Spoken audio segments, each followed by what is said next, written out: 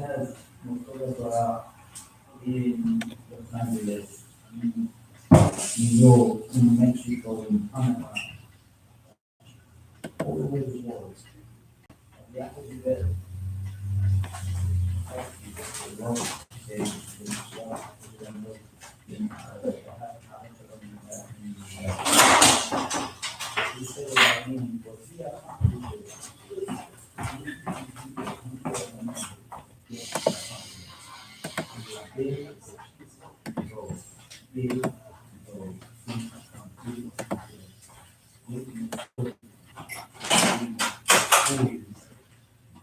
He built places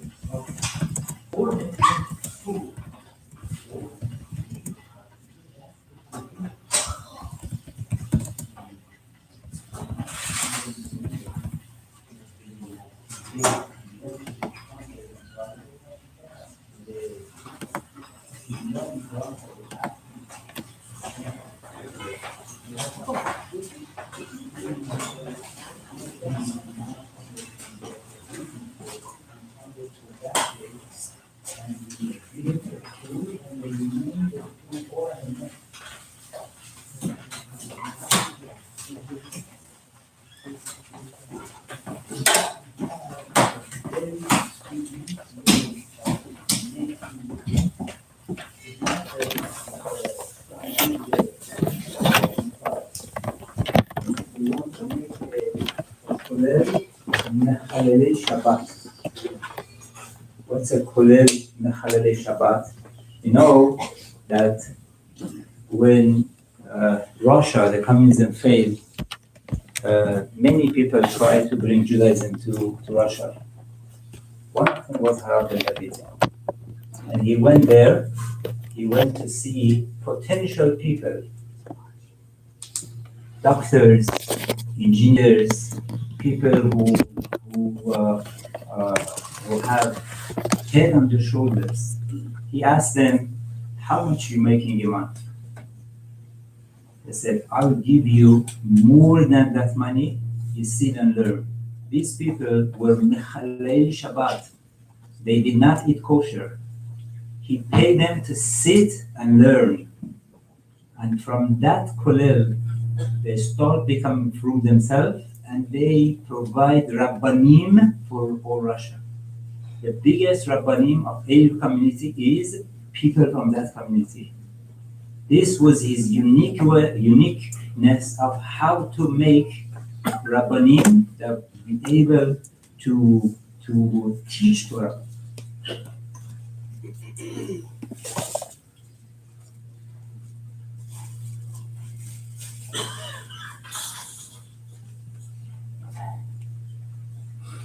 He always had unbelievable siyata d'shmaya on every matter that he touched.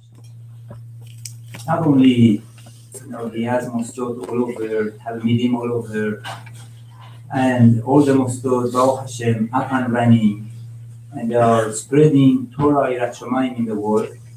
But he always was from HaKadosh Baruch Hu. They would kiss him, show him that he is in the right path. I remember, just to bring a very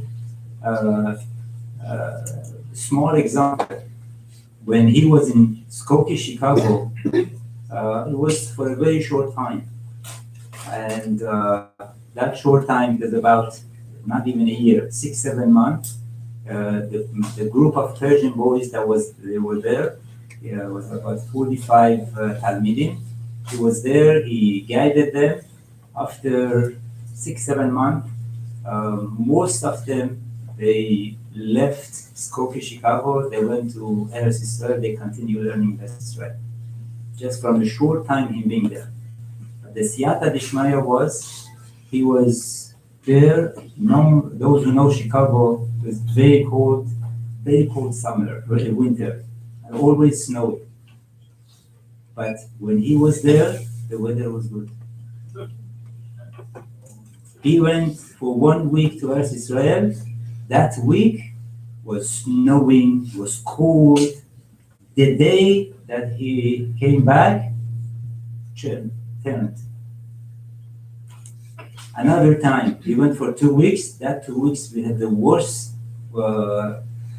winter in Chicago. He came back, everything changed. The day that he went, he got cold. The day that he came back, it was not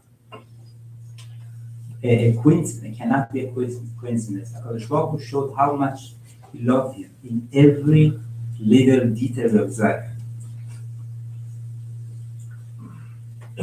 As Chacham Asher Hashua said, he could not spread the Torah unless he was a living Torah himself. He was rock. He was strong like a rock, strong like a lion. He did not budge in to anything that he learned. He was taking Shulchan Aruch, all Halacha Sefarim, seriously, and he would teach it. He would say, first, when you go Olam Haba, they open Shulchan Aruch and they ask you, first seif, did you do the first seif of Shulchan Aruch? It says, it gaber ka'ari. You should get up like a lion, she'u'me'orer et hashachar. That you should waken up the morning, not the morning wakes you up. You should be up before.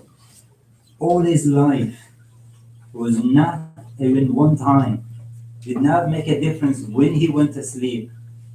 He was always up 3, maximum 4 o'clock in the morning.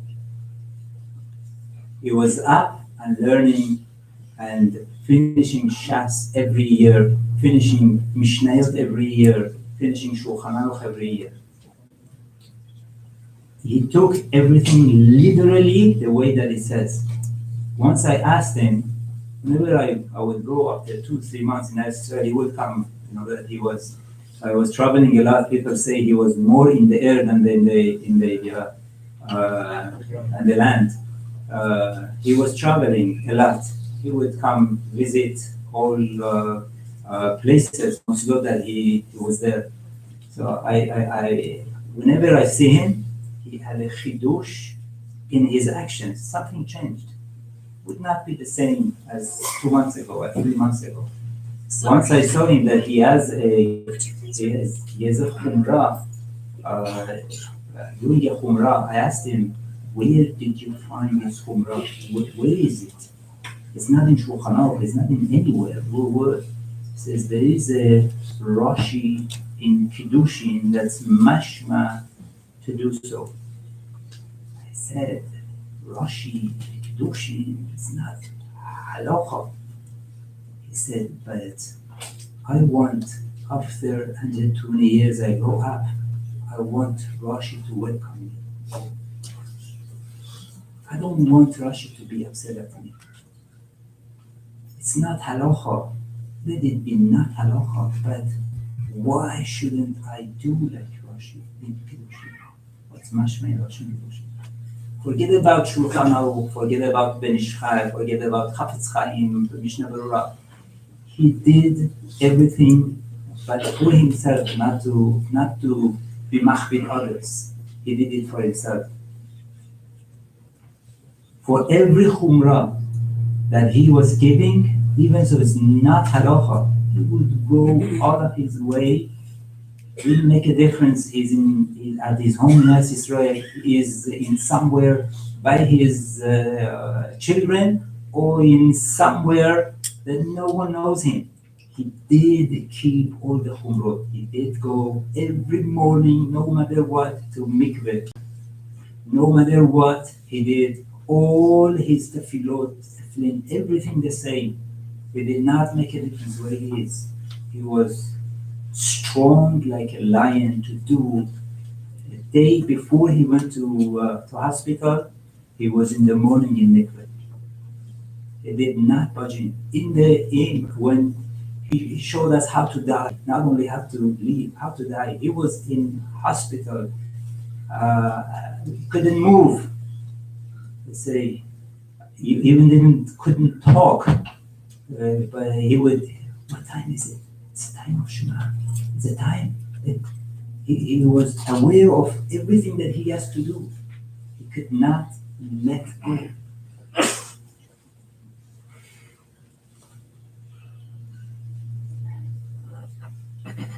The last, I believe, 2-3 years of his life, he was saying the Shira for HaKadosh Baruch Hu every day.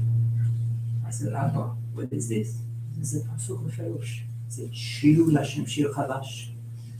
He said, you have to say Shira for Hashem. Every day he would write a Shira as a poem for HaKadosh Baruch Hu.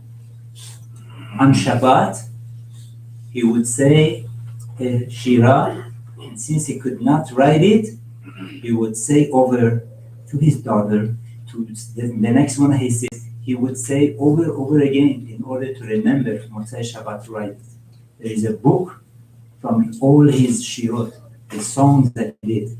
All of them start with Eliezer, Aleph Yud, Aleph Lamed Yud Ayin Zayin Resh.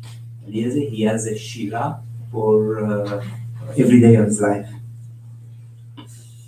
He would go to mikveh in the morning, not only because he's going to make the morning. He said that was the first avodah in Beit HaMikdash.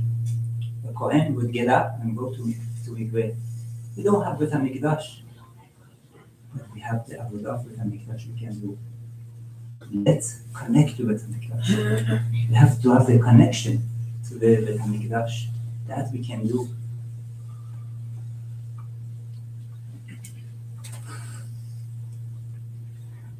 About a month ago, my wife in hospital asked him about, you made Or Hamet in Great Neck. We tried. Of course, we did something that maybe was not Lefi Kivotcha. Please forgive us. He said, there's nothing to be mochel. He said, okay, there's nothing to be mochel, but please forgive. He says, I was not makbid on all what anyone did to me. He says, okay, you were not makbid, but say mechila. He said, no, I'm not saying that I'm mochel, because there was nothing to be mochel. I did not have in mind, I did not keep inside nothing against you. Nothing. If I have something against you, how could I go to HaKadosh Baruch Hu and say, forgive me, when I'm not forgiving somebody else?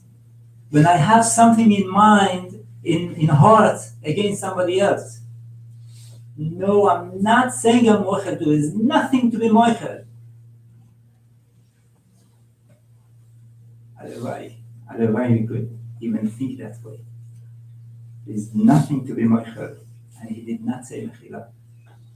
He said there's nothing to be mochel. He was always happy. You know, he was traveling a lot, as I said before. I would go to pick him up from airport. Oh, Daniel, was a nice miracle. Miracle happened. What's the miracle?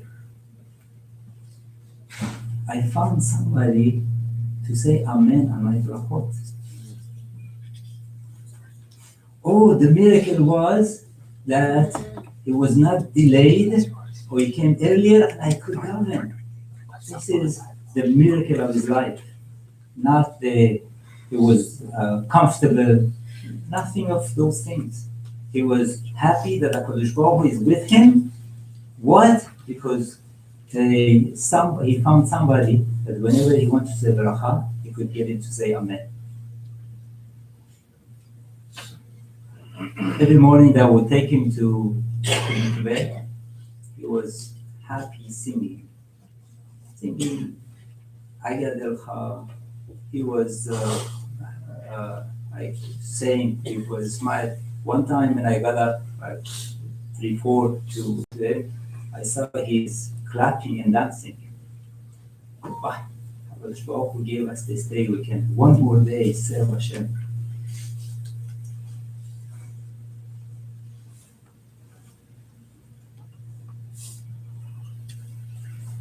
cared for every human being, every Jew in the world. He would go to sleep very tired. He would say, if somebody calls me, you wake me up. He did not care. He went, when he was 12 hours of trip, I'm tired, I need to sleep. If somebody needs me, I'm there for them. Anyone would ask him, please come and speak in Baltimore, in Queens, in anywhere, he would make his best to go. Anyone would say, I have a question, anywhere, he was there to answer all the questions. Once I remember, he was supposed to get here in the afternoon and at night speak in Shalom at 8 o'clock. So it was a delay. He got around 7, something like that. It was very, very late. And he was very tired. He said, Daniel, I'm going to go to sleep, but you wake me up when our Shalom is ready.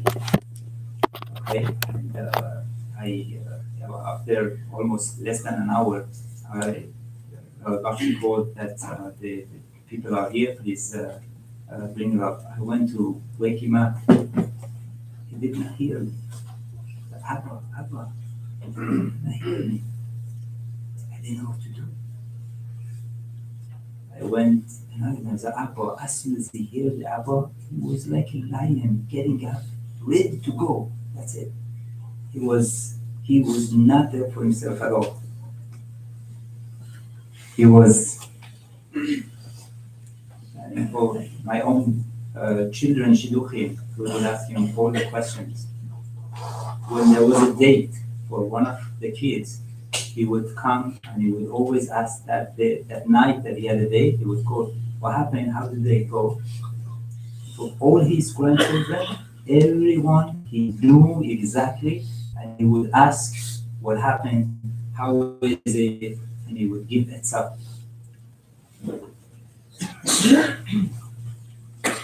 I don't want to take more of the Tzibur time. It is before Yom Kippur, and as Hamasher said, he is Menuchato B'Gan Eden. He is in a good place. HaKadosh Baruch Hu is very happy to have him. We lost him. We can always, by trying to get something, accept something, especially before Yom Kippur, of his greatness. We cannot comprehend what he did, what he accomplished, but try to emulate, try to do something that we can, anything that we can, to bring more Torah in Yerushalayim. Bila ma بدن سب محشم کنیم خواهد نکنیم.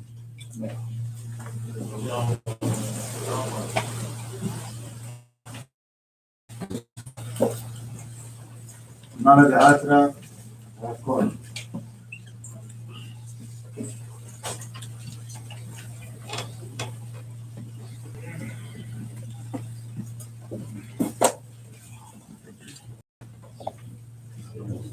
شو درمانی؟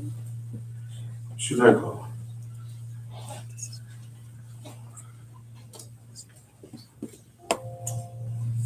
Tavashina Shalaskunashin. Regarding the fact that Rabbi was always there. The family, I said by me, I'm not related to him, but he was always there also. He, about 90 years ago,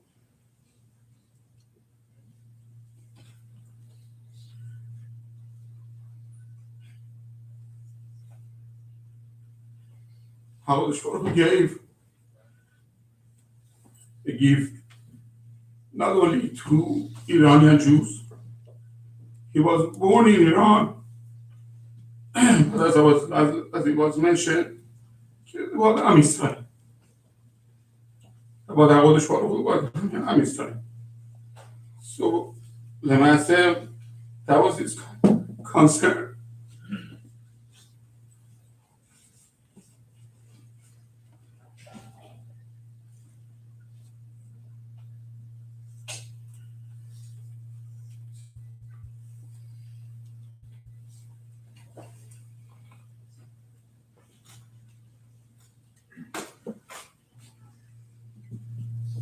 I wanted to mention a few things. One of them himself doesn't know. Probably around 28 years ago, that time I started to learn Hafid,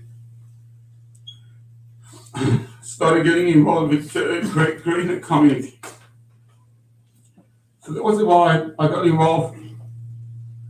I'm Russian. I tried. And then a few times I wanted to give it up. And the massive, so many different types of challenges. At least I remember twice I wanted to give it up. Because of the fact it was difficult. 28 years ago was difficult. Somebody told me over the phone, I still remember, sitting in Queens, I was in there. Somebody told me, I don't know why he told me. Have you heard about the Arab and Turkey? I said, no.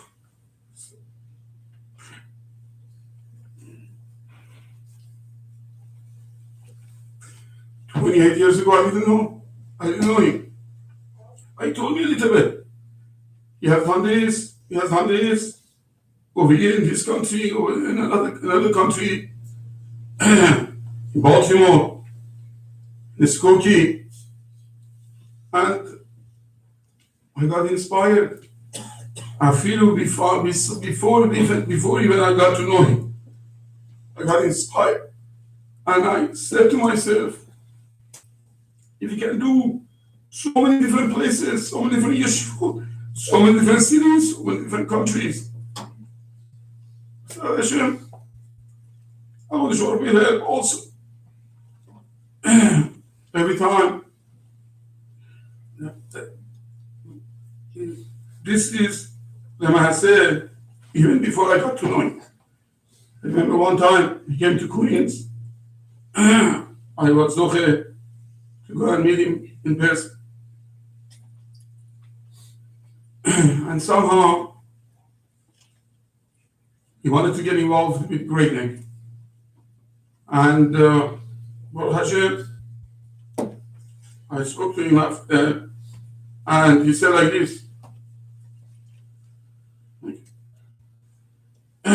So he said, arrange with one of the existing synagogues.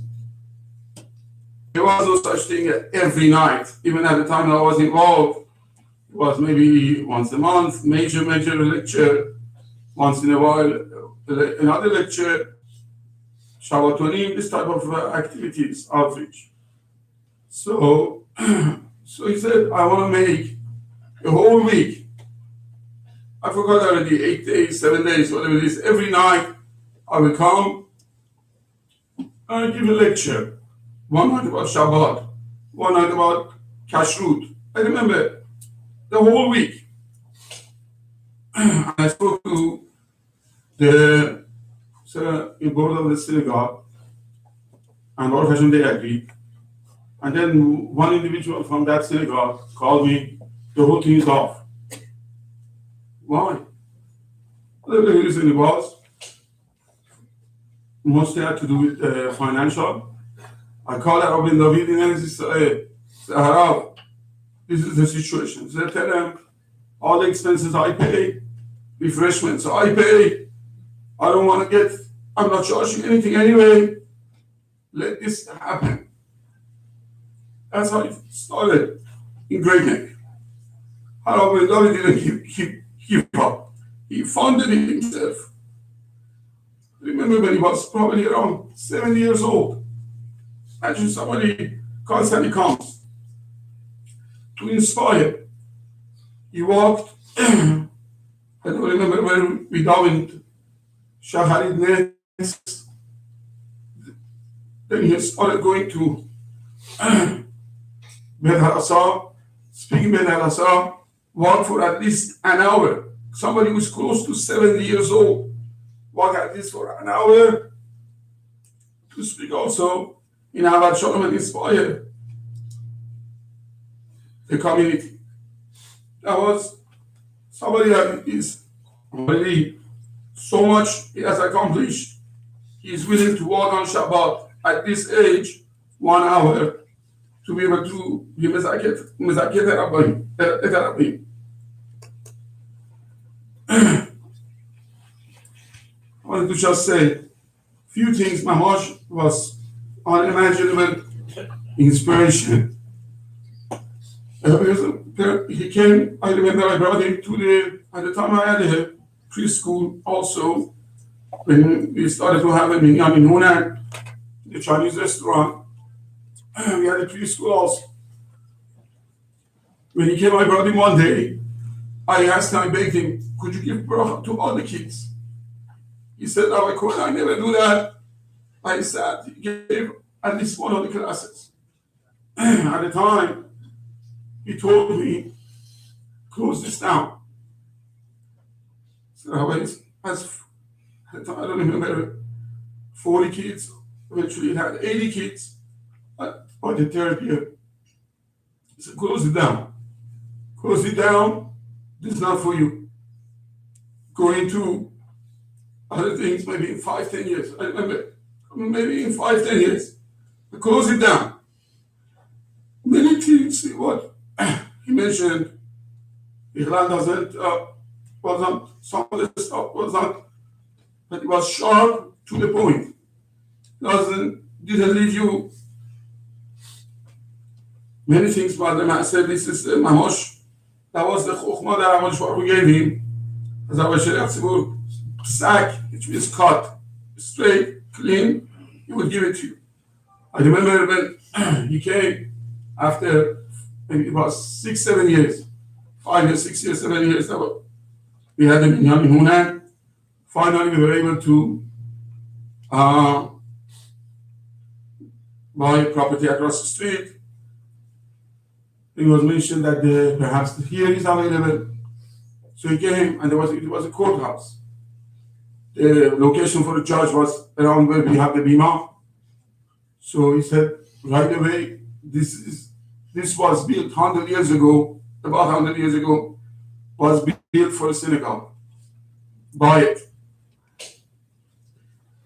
And then after that, he also gave me many other types of advices. When we bought it, by the time we got the permit from the village of the time, it became 9/11. Everybody was panic attack. Nobody wanted to buy, sell, nothing. Nobody wanted to go anywhere. I remember I called him up. I said, Harav, 9/11, 2001. We have the permit now. Should we start or forget about it? And we had to put in $70,000. I remember that was at the time we had to do a sprinkler system. At the time, $70,000.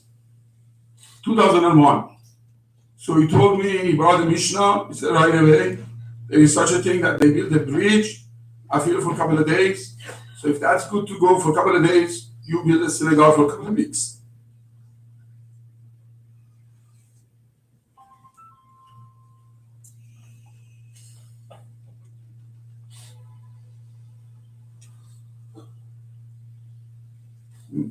As was mentioned, many of the Torah, much of the Torah in our community is a good. But the Shvar who gave us such an individual. I just want to end with one kuda. As the Gemara says that Hillel is going to come. There's going to be a time that everyone after Melvis has to pass this one. And HaKadosh Baruch Hu is going to put us all to test. And what did we accomplish in our lives? Did you study Torah or not?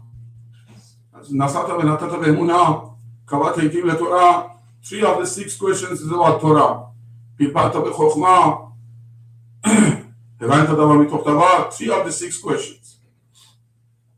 So, HaKadosh Baruch Hu is going to ask and demand from all of us, what did you do in your life? What did you accomplish? So, if a person is going to say, I didn't have money, no time. I had to beg. You had to beg. He let us again. Half of the money that what he used to earn, he would give to the yeshiva. The other half, he would spend for his family, but he will learn. He learned his mechayev etanim. Next, somebody who was multi-millionaire. He's going to say, how can I do thousands of different types of deals, actions over here, action over there, this estate, that estate, I have to do deals. I don't have time for Torah. No time. So HaKadosh Baruch Hu is going to bring Rabbi Eliezer ben Charson. Rabbi Eliezer ben Charson. He had so many different types of land.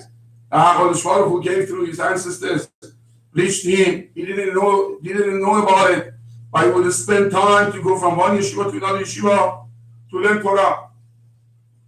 Rabbi Eliezer ben Charson is mechayev ta'ashirim. Comes a person who is so handsome, major handsome.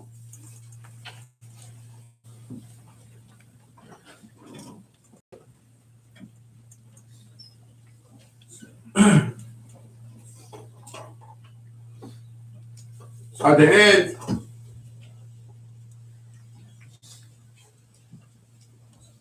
HaKadosh Baruch Hu is going to bring Yosef HaTzadik and the nisyonot that he had to go through, the challenges that he had with Eshet Potiphar day in and day out, and he was able to be able to remain tahor v'chadosh, and was able to remain loyal to HaKadosh Baruch Hu.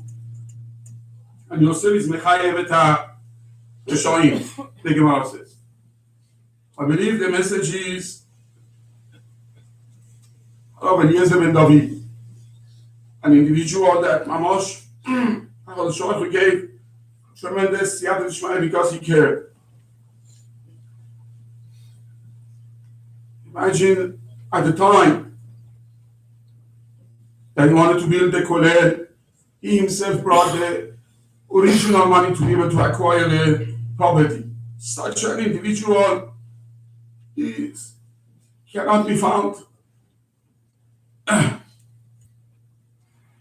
So Rabbi Eliezer ben David is going to be somebody from Iran who grew up and he came to Eretz Israel, learned in Palovich, learned by the Chazon Ish,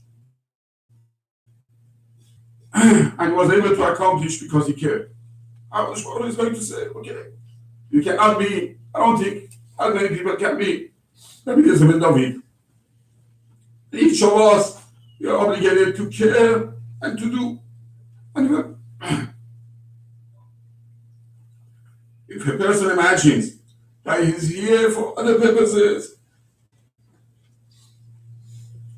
that's the mistake.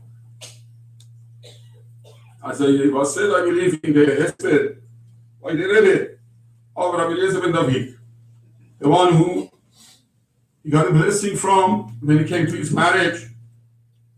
The Chazon Ish says the word was up to this time with the Chazon Ish.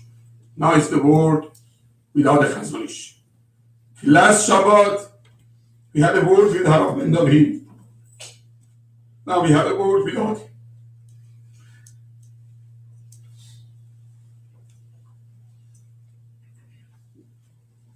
But his legacy has to continue. Those who care, what he did for our community, have to continue his legacy. I believe it is before Yom Kippurim. It is what to do. Tremendous amount for our own community. Harav Shaliach Tzibur was appointed by Harav ben David.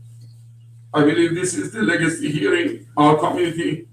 And then we have Elad, the latest project that what Harav ben David got involved. Also our responsibility. Whenever he used to end a lecture, that was his. That was his always the pasuk, the vekut, which is above and beyond love. Love is after Hashem. The vekut, the Ramban explains means you are sitting, you're thinking about HaKadosh Baruch Hu. You are talking to someone, you're thinking about HaKadosh Baruch Hu. You're doing business, you're thinking about HaKadosh Baruch Hu. This was the pasuk that he used to end every lecture of his. As was mentioned, Menuchato Beganete. Each of us on our own to be able to accomplish what we are here to do, and to Hashem, we should have shalom and achdut, and HaKadosh Baruch Hu should hide us all, B'Sefer Chaim Tovim, B'Sefer Shel Tzadikim V'Chasidim, and as I mentioned, we should all be zoche to be able to mamash come through, to closer and closer to HaKadosh Baruch Hu's Torah, the way that HaKadosh Baruch Hu expects from all of us.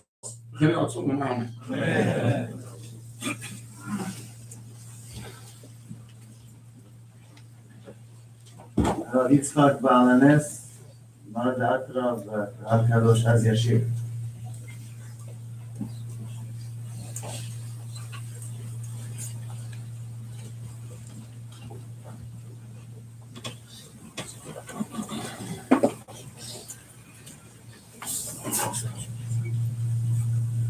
ברשות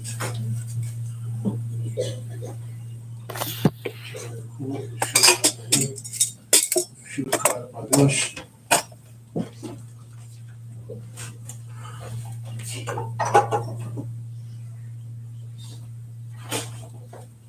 בזמן שסדק בעולם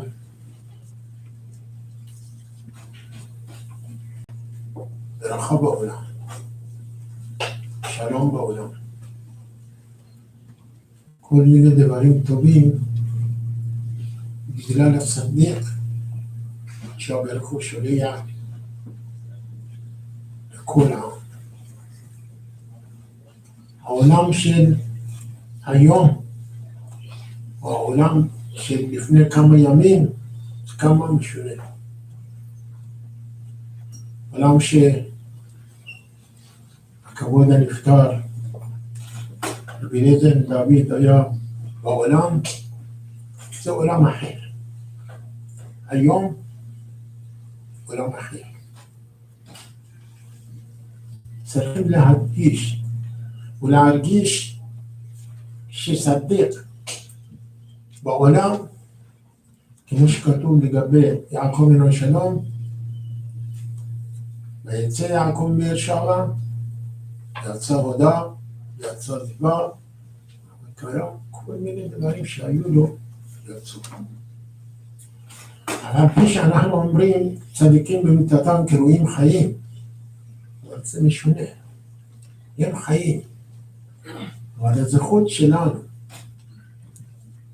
קרדיט שלנו מה? באיזה זמן הוא עזב את העולם הזה, אותו זמן של פרשת וילך. וילך משה, מדבר את כל הדברים האלה אל כל ישראל, ויאמר בן 120 שנה וכי היום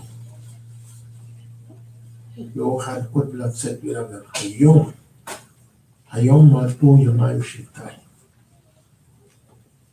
מה הקשר בין מיתתו של משה רבנו עליו השלום ופטירת הצדיק הקדוש שאנחנו התאספנו להספד שלו? אנחנו יודעים מה אמר משה רבנו בהתחלת הפסוק הראשון, וילך משה וידבר את כל הדברים האלה אל כל ישראל. מה אומר? אחר כך אומר עוד פעם, ויאמר בן 120 שנה לפני היום. וידבר הראשון מה היה? חוץ מזה אנחנו רואים משה רבנו רוצה לעזוב את עם ישראל. הוא אומר, אני כבר לא יכול לבוא. מי יבוא במקומי? יהושע בן נון. השם אמר ותעבור את הירדן הזה. עכשיו הוא מבשר לקהל, הוא שמח, הקהל עוזבים אותו והוא עוזב אותם, זה בשורה טובה שהוא נותן להם. מה פשר הדבר? מה רוצה ללמד אותנו משה רבנו עליו השלום?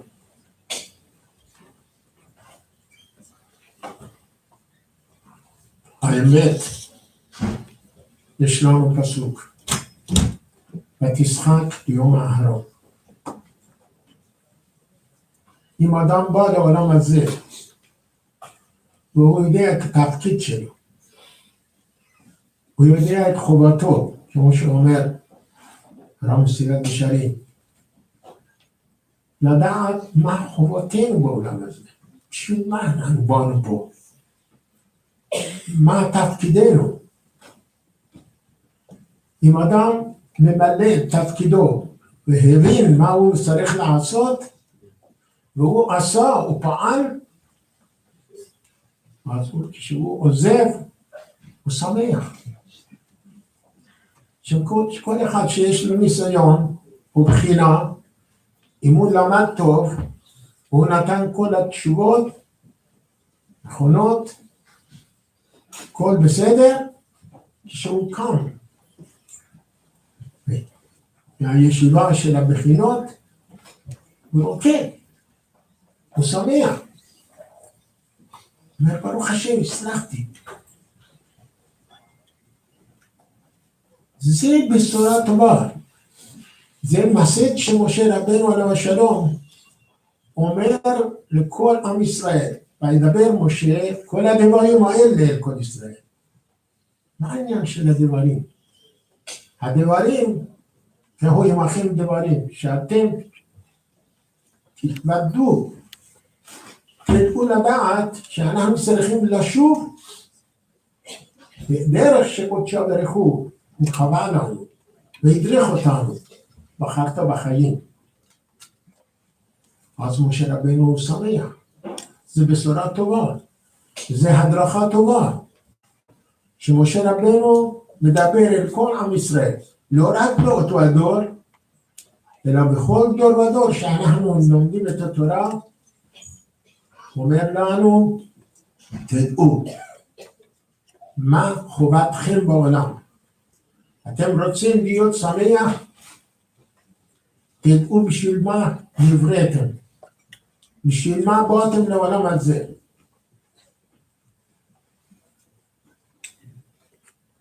בדיוק בפרשה הזאת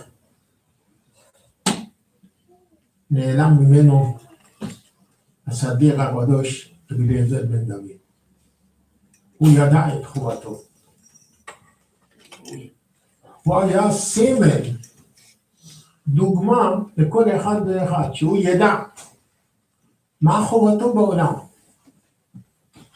לא היה שקט, לא היה יושב בנחת, לא היה מבטל את הזמן, בכל מקום שהוא יברך, להרביץ תורה, מחזק את האנשים, מחזק את הבחורים, את הצעירים. זה דבר שצריכים לדעת.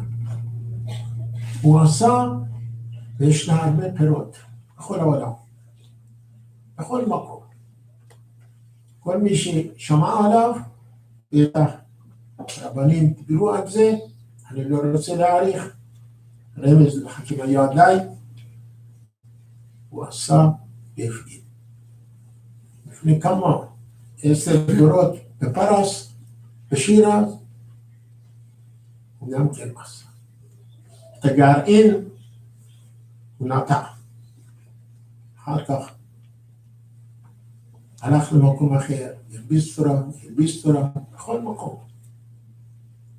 זהו, לא היה ישן, לא היה בטל, כמו לפיד אש, שלהבת, במרץ ובשמחה ובאהבה הוא היה עושה. אני זוכר, לפני כמה עשרות שנים שהייתי בארץ, רציתי ללכת ללמוד. לקבל סמכות. אבל אני הייתי לבד. לא הייתי אוהב את המאכלים של ישיבה. גפילטפי, שאני יודע, דברים שכאלה. וגם הייתי בתוך הישיבה, הם היו באמצע השיעור. אני לא למדתי את זה בפרס.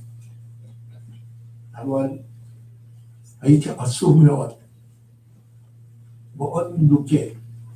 הייתי רוצה לחזור. פגש איתי המורה. אמר, משחק. מה יש לך? אמרתי, אני רוצה לחזור. למה? אני לא אוהב כל השכנים האלה. אני לא רגיל בדברים שכאלה. פרסים לא רגילים לזה. אני לא שמח. אני אומר לך פתגם אחד. אפילו שתהיה בגיהינום, תהיה שמח. אם אתה תהיה בגיהינום, תהיה שמח, זה טוב.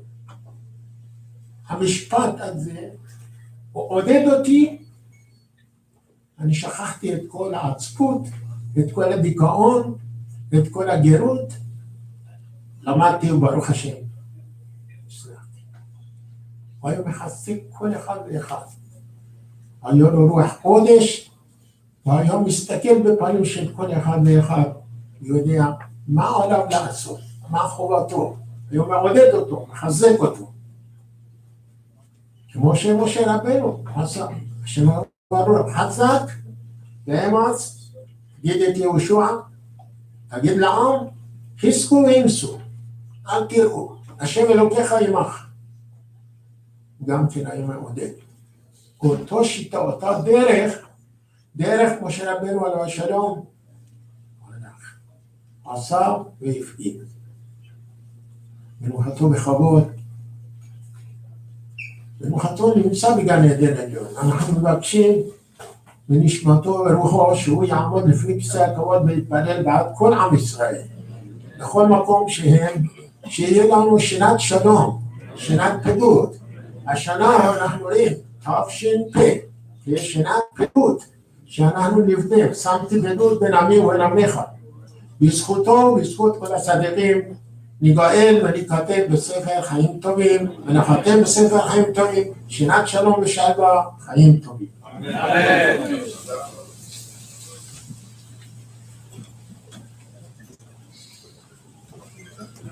Rabbi Shmuel Soleimani, Rav of Persian congregation of Latvia.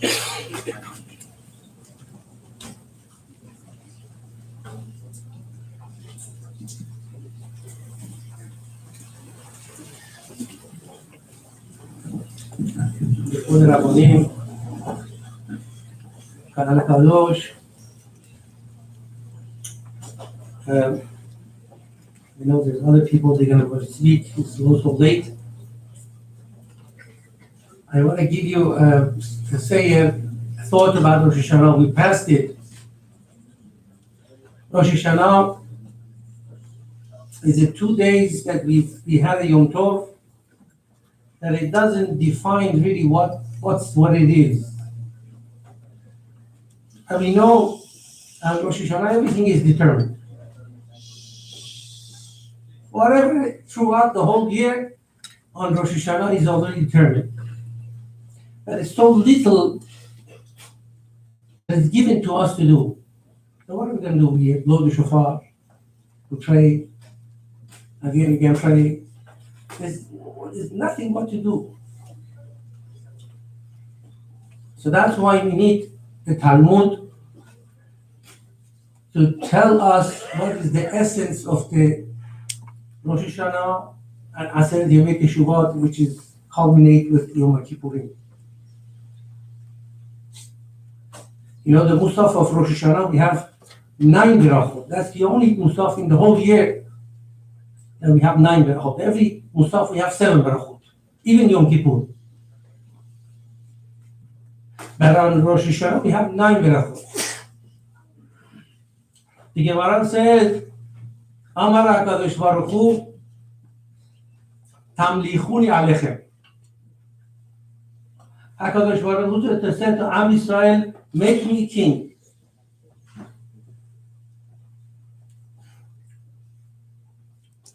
So from that, the rabbis, they teach us, we have to say Pesukim in the Musaf of Rosh Hashanah that HaKadosh Baruch Hu is Melech. We say 10 Pesukim, 3 Pesukim from Torah, 3 Pesukim Nevi'im, 3 Pesukim for Ketuvim, and the last one going again to the Torah. 10 different Pesukim that Hashem Melech.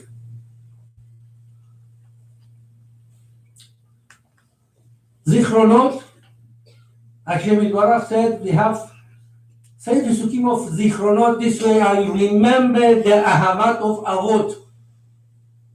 To remember Am Israel, the Tovah, that I will judge them the good. So we say 10 Pesukim of Zichronot, the same way.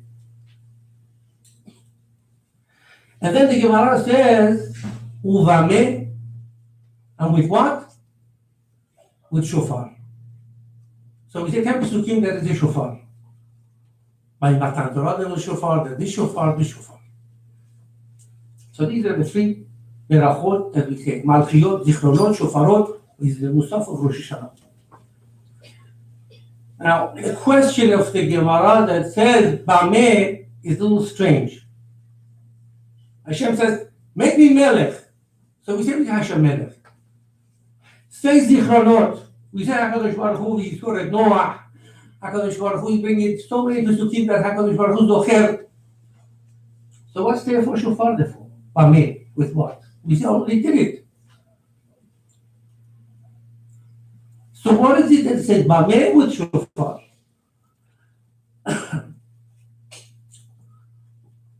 So here is the essence of Rosh Hashanah is already in these words of the Gemara. HaKadosh Baruch Hu wants us to make him king. But not that the way we think that we're going to say Hashem Melech and that's it. The lip service, HaKadosh Baruch Hu doesn't want. Hashem Melech and Hashem Melech, Hashem Melech with the song, we say everything else, and we're back to our regular lives and whatever we do. HaKadosh Baruch Hu Bameh B'Shofar. What is shofar? The Rambam says Yichot Teshuvah, when the shofar is blown, is telling us, Kumu Yeshenim Mitardematzchem. We have to wake up. We have to mevatel all the Havlei Olam Hazeh, whatever is shtuyot that is in this world, and make HaKadosh Baruch Hu Melech on every single organ of our body, in order to be able to serve HaKadosh Baruch Hu. That's what HaKadosh Baruch Hu wants. He doesn't want us to say Melech. He doesn't have a chas v'shalom ge'ava to say he's a Melech. He wants us to be a nation that we are serving Hashem with all our body, with all our intellect, whatever we have. This is what Hashem wants.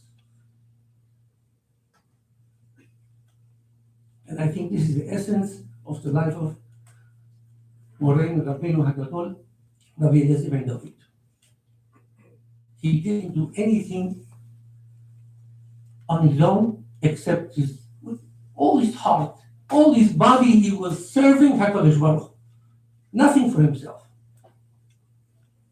Maybe 50 years ago, maybe even more, he was in Brooklyn and he had a heart attack. Open heart surgery. And he had to stay in somebody's house. Stranger, the Syrian family. They hosted him. So a person had an open heart surgery, and then he goes and another 50 years non-stop, 20 hours a day. This is impossible. Maybe this community or Persian community, he wasn't so famous because he didn't come to visit. And every single member of this community, direct or indirect, he was influenced by his Torah that he had. Here, Chicago, Los Angeles, Eretz Israel, what Rabbi Shaliach said.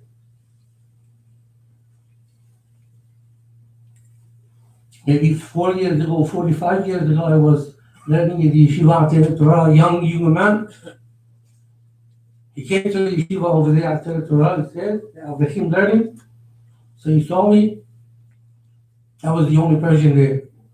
So what are you doing over here? I'm learning. So he said, why are you so selfish? So what do you mean selfish? I have to learn Torah.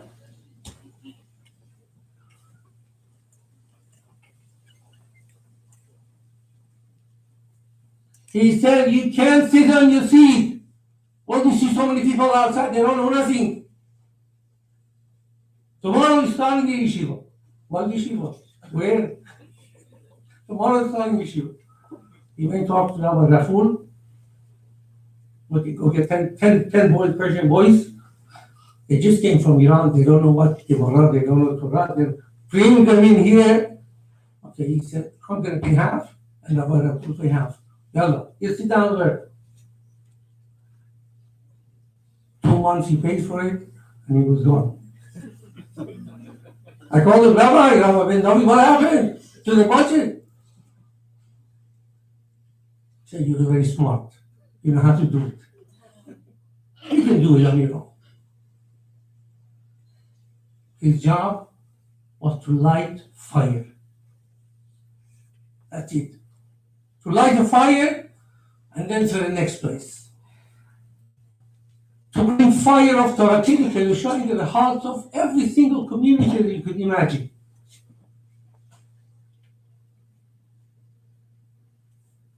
So every single person of the Persian Kehillah, you could imagine, have a kavod and respect to this giant that barely he showed himself in public so much. He wasn't around. One time in the beginning, I met him for the second time after the kollel. He got me into that matzav. I told him, Rabbi Eliezer, where did you start? Where did you learn?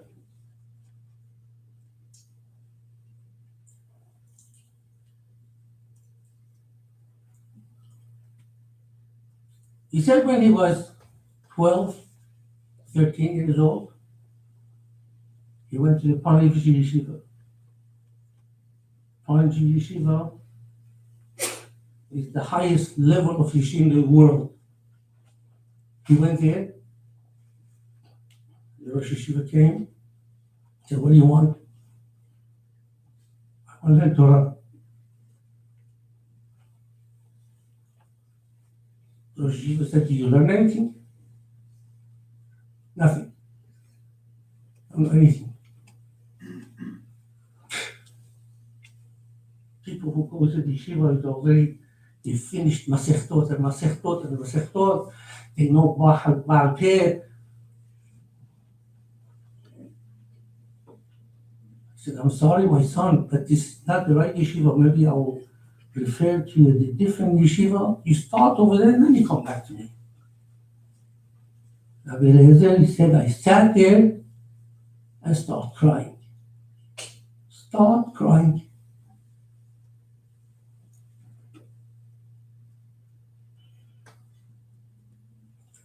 The Rosh Yeshiva took him and said, take this boy and start learning with him.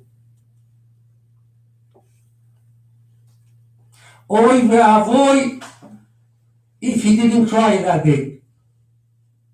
Because now that he went to Gan Eden, they would have showed him a video of how many mustot, how many yeshivot, how many girls, how many yatomot, how many mothers, how many families, and how many children they became relative to Torah because of him.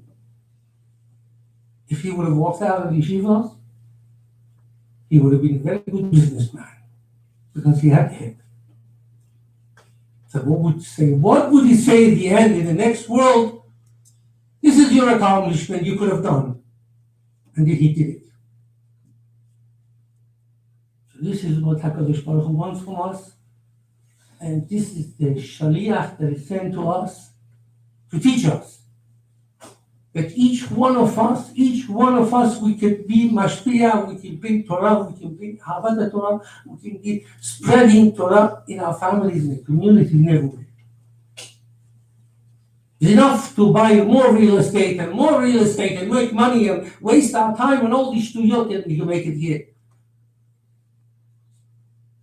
You gotta sit down 6 hours to learn.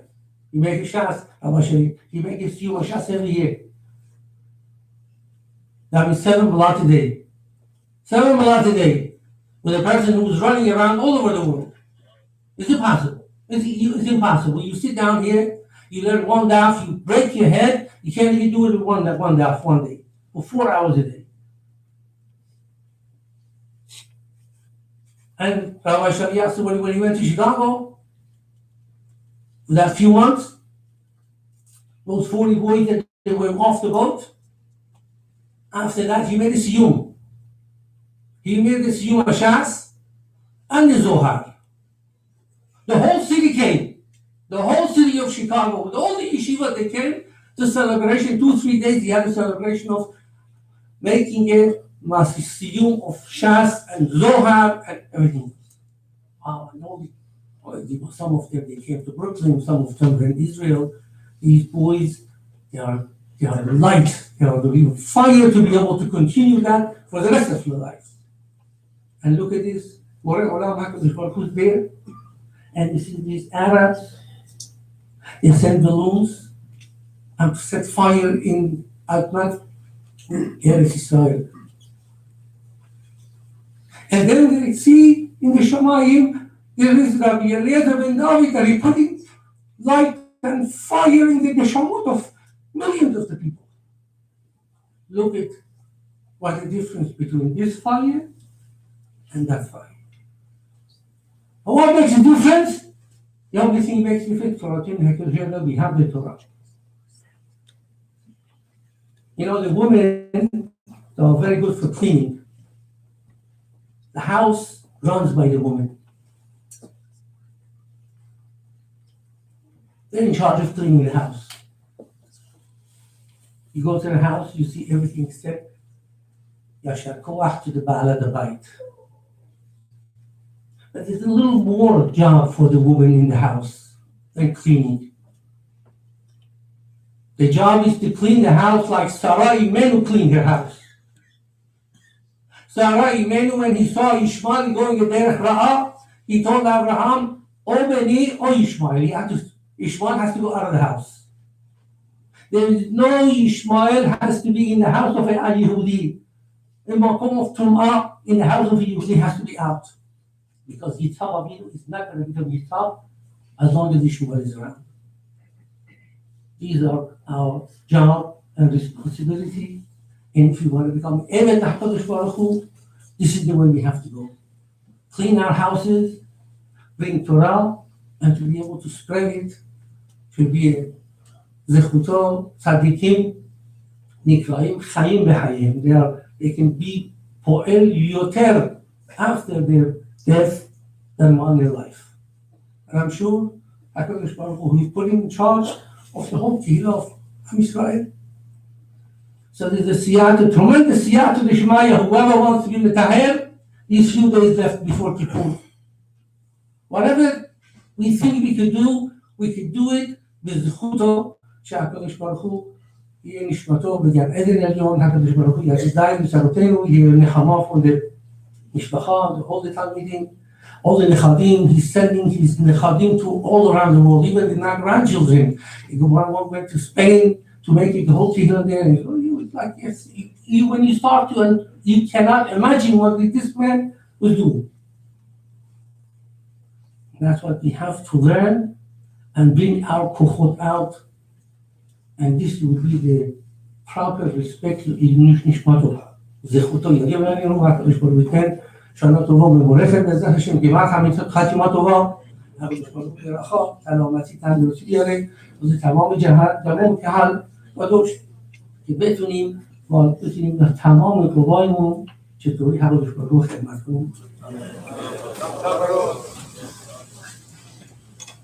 As Alimani mentioned, the kind Syrian family that hosted Rabbi Ben David, that happened to have been the Haber family, which after Rabbi David had open heart surgery, he went on to share a very close relationship with them over many years, and he considered them to be a very close friend, and they did to him as well.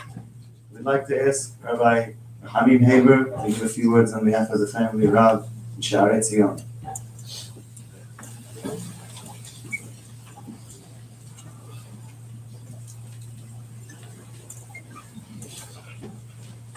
Thank you. I'm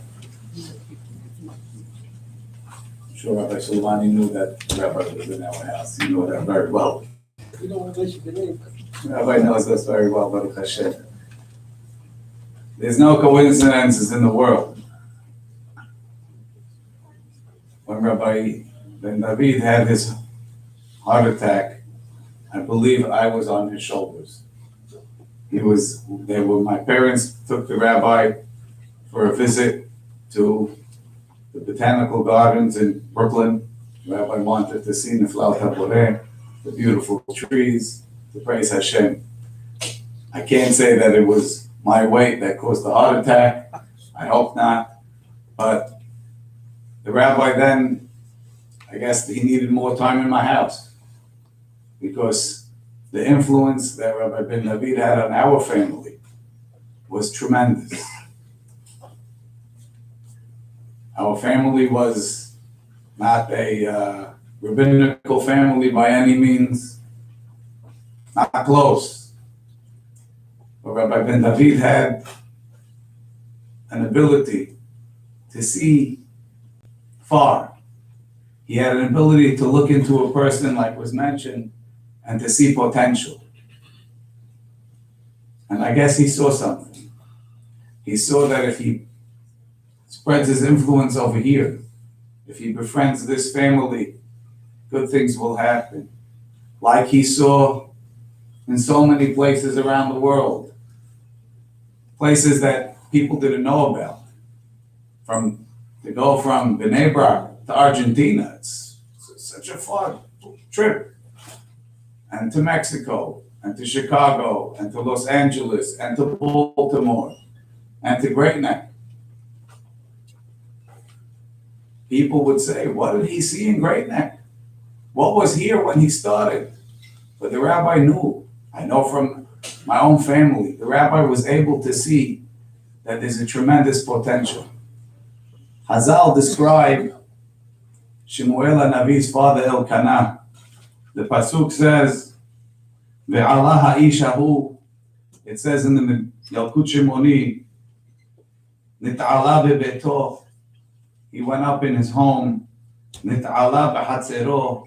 He went up in his courtyard. "Nit'ala be'iro." He went up in his city. "Nit'ala be'kol Yisrael." Be'kol aliyotav. And all of his going up, lo hayu ela mishel atzmo. It was only on his own. Rabbi Ben David wasn't born to be a rabbi. Rabbi Solomani's not here, but he wasn't going to be a businessman. He told me. He says he was supposed to be a doctor. There was a very wealthy Syrian man who came to him and he told him, he said, the rabbi told him, he says, I was supposed to be a doctor, I became a rabbi. The man had chutzpah, he told him, he says, maybe it would have been better off if you would have been a doctor. And the rabbi told him, he says, I'll prove it to you. He says, if you need a doctor, maybe we think that the Jewish doctors are the best. But there's non-Jewish doctors too, you could go to a non-Jewish doctor. He says, but if you need a rabbi, could you go to a non-Jewish rabbi? He says, it's much more important that I became a rabbi. So I know that Rabbi Ben David was supposed to be a doctor, but he wasn't born into a rabbinical family. When I was telling my brother, who was also very close with the rabbi, we felt like the rabbi was a part of our family. He would come to our house. I don't know, did he have the key? He had the key to the house. He had his room in the house. Anytime the rabbi wanted to come, it was like a Yom Tov. But he said he was an Eved Hashem, and like Rabbi Shaliach Tzibur and all the rabbis said, Mamash, There was whatever he knew that Borei Olam wanted, he would do. He did that from when he was a child. I didn't know this till later, till we became a part of the family, till my daughter married David, but he gave up a tremendous inheritance to learn Torah. I don't think he ever looked back. I don't think it ever, and it's still there. It's still there. I don't think he ever turned around and said, you know something? I could have built Torah with that. He never looked back. His bitachon, his trust in Hashem was so strong. So kol aliyotav ela me'atzmo, like Rabbi Suleimani described, walking into the Panovich Rav and crying to learn Torah. And from there growing and growing and becoming close to the Hazon Ish and close to Gedolim, becoming the Mashgiach in Porat Yosef Yeshiva, starting Orach Hayim. Most people, if they start at such an institution, I have a responsibility. I have what to do. Let's sit down and take care of it. By Rabbi David, there was no such thing. He found Rabbi Moshe Pardo. Time to move on to the next project. There's too much that Borei Olam needs for me to do.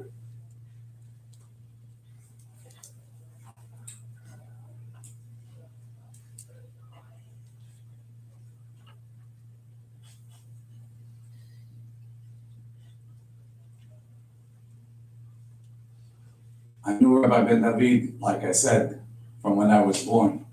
After the heart attack, the rabbi had a long recovery in New York. His daughters came to take care of him. The rabbi would wheel me in the carriage. He needed to walk. The doctor told him, he says, he was my babysitter. Later on, I went to Eretz Yisrael to learn Torah, and the rabbi would invite me to his house. And he was in Beit Vagan, I would see him. And I was able to glimpse what a true Gadol was. Everything that he did, Al Pi Shulchan Aruch, Al Pi Arizal. I remember walking into Beit Knesset Ahida one day and spying the rabbi on a Friday morning with the Sefer Torah open. He was reading Shnai Mikra from the Sefer Torah, like it says in the Arizal. He didn't tell anybody about it. He sat on the side and he did it. In his house, every prat of the table was exactly like it says in the Arizal, like it says in the Ben Ish Hai.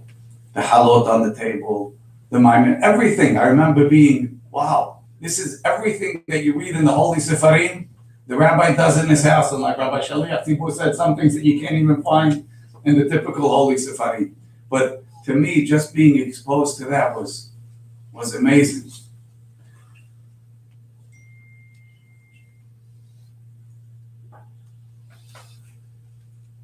The rabbi never bought a house. Until he moved to Elad, the rabbi refused to buy a house. Tell me if I'm not correct, but the rabbi's reason was he didn't want to be connected to Olam Hazeh. Am I correct, Rabbi? He didn't buy in Elad either. Someone else bought it. He refused. It's to take, you want to talk about something, but to actually walk the walk. To come up with such an idea that it doesn't say in any sefer. And to live like that, that's Eved Hashem. I have one relationship, that relationship is only with HaKadosh Baruch Hu. The rabbi said, I don't remember if I heard it from him personally or from him on the tape.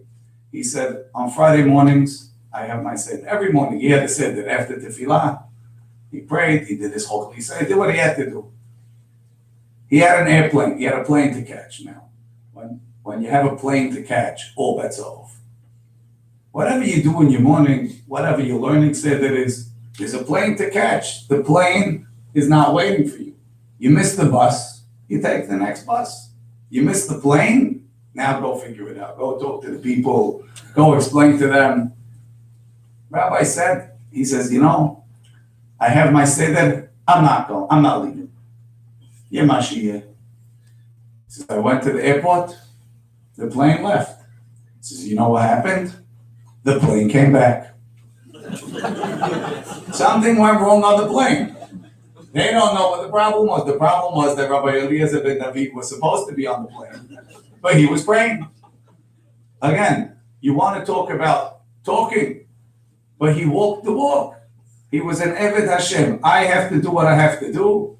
If Hashem wants me on the plane, I'll be on the plane. It's funny because it's so far above our level to have such a level of bitachon. The rabbi said when I was 16, 17, we used to have tapes in the car. And the rabbi had a series of tapes on Shalom Bayit. 10 tapes on Shalom Bayit. I don't know if they're available anymore, but those were some of the best shiurim I ever heard at the time. I think I knew them by heart. And he would talk about, the rabbi finished Shas every year.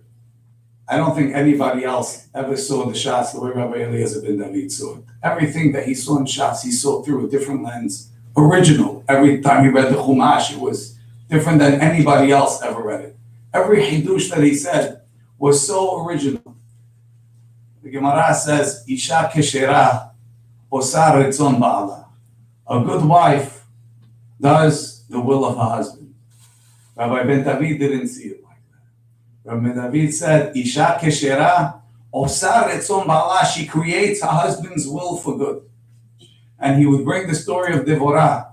Devorah Eshet Lapidot, that she said, her husband, Midrash says in Yalkut Shimoni, Tana de Be'eliyahu, Amru, Ba'ala shel Dvorah am haaretz haya. Devorah's husband, Barak, was am haaretz. Amra lei, she told him, Bo, ve'eseh lecha petilot, I'll make you wicks. Ve'lech lebet hamikdash, shebeshilo, go to the Mishkan in Shiloh. Az yeheh helkecha ben hakesherim shebaim, and you'll sit among the kosher people over there. Her husband is am haaretz. What could she do with him? She says, go sit with good people. You know what happened? From Barak, from am haaretz, he became lapidot, that his face was shining like a torch, because his wife osar etzon ba'ala. She knew how to create his will. ותבוא לחיי העולם הבא. מי זכה ללפידות? הוא מade לפידות שיהיה חלקו לקשרים ויבוא לחיי העולם הבא. הווה אומר דבורה אשתו. The rabbi saw, says, not only did he see this hidush, that a woman could create a husband, she could elevate her husband. Not only did the rabbi see into people, that people have potential, but the rabbi, and I think that's the secret to the name of all the institutions, Or HaEmet. The rabbi knew that the light of the Torah is so powerful that wherever you shine it, wherever you give it a chance to hold, the light is going to be so bright that it's going to change everything.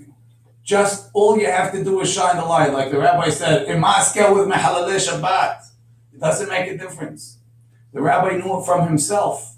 When he was in Paras, all he had to, he saw the light of the Torah when he was young. The difference is he was such a true person. He was such an Eved Hashem. He saw that light and he dedicated all of his life after that to spreading that light. With nothing for himself. No house, no time, no anything. Ana avda dekucha berichu. I am a servant of HaKadosh Baruch Hu.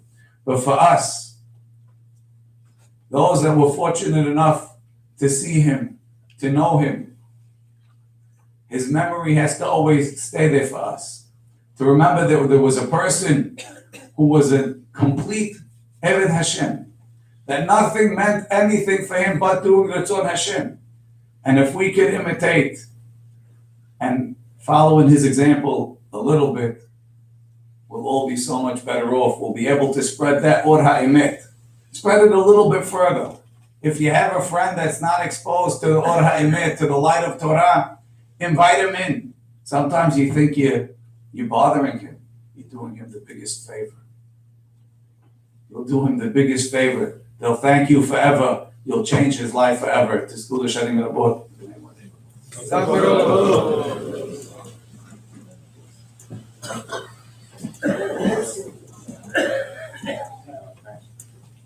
Shlomo Shul, Shari Yashar.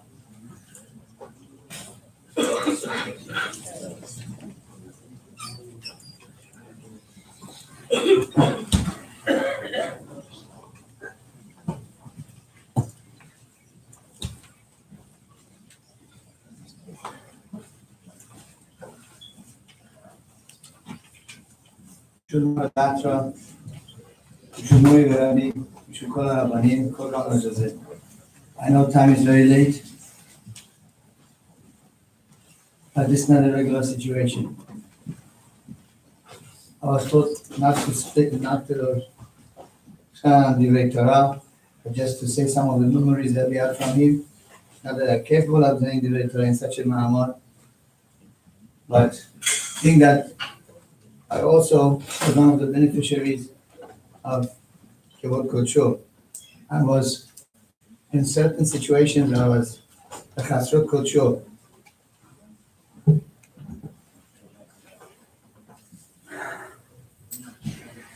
Rabbi, I know you're here.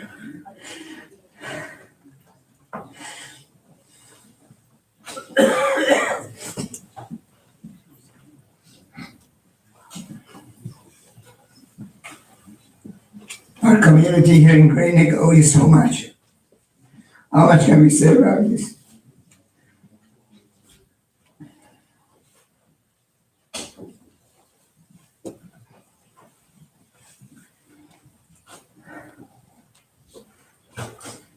Just want to mention a few things that the previous speakers spoke about that he was able to see.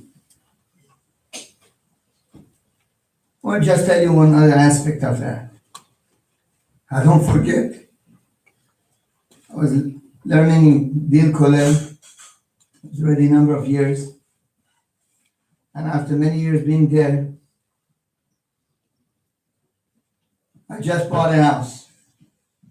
The Rosh Hashanah Diamond helped me and some of my relatives to put on a down payment. Just bought a house. I know that for a young Avrech, what it means to be able to see a future for himself. And with a small house, I had to fix it and do myself. I got a phone call from a little Eliezer. I'm coming to New York. We're going to Great Neck, pick me up from the airport. I already previously know him from Baltimore, from Chicago. I was in Skokie. The phone call came. I went straight to Rav Diamond. I told him, Eliezer Ben David has a plan. He wants to start a kollel in Great Neck. So 6 months, travel back and forth, and afterwards he told me, so what does he have to offer? I said, nothing. So why are you going? I said, I believe in him. He had such a impact that on the paper he said, Shlomo, you're making a mistake. He's not offering anything. There's no guarantee. I said, but I feel it. I feel it here. So okay, that's Lacharaba. I couldn't believe it. But I can't. I don't forget another important incident. We were here, few of us in the kollel, and it was very hard in the beginning. It was very hard. Transportation, the kids to school, back and forth, there was no busing. It was very, very difficult. Our wife used to cry. So one time we had a meeting with him. And he knew exactly how to deal with the problems. We all had problems. He said, not going. He said, you know what? Pack and leave. Straight like that, pack and leave. Go back. And that turned everything around. He knew that you have to do more Mesirut Nefesh. And that broke the ice, that broke the ground. Baruch Hashem. Things moved a lot. The one side shot, Yaakov Avinu was told, Yosef Chai. Vayomer Yaakov. He said, let me go to Mitzrayim. Od Yosef ben Ichai elech ve'erenu b'terem amut. Let me go and see him before he died. So once I heard a shot that Yaakov Avinu was afraid. In Olam Haba, he won't be able to see Yosef. He will be so great, they won't let me see him. We know that in Olam Haba, each tzaddik had their own chuppah. Here I could see. Rabotai, we had the zechut to see Rav Ben David here. Do you think in Olam Haba we were able to see him? It was a privilege for Am Israel. The Gemara says, HaKadosh Baruch Hu Ra that tzaddikim are mu'atim, and he planted them in every generation. The entire world, the entire Jewish community, but us especially, we had the zechut that Hashem was shotel nishmat Rav Eliezer ben David amongst us.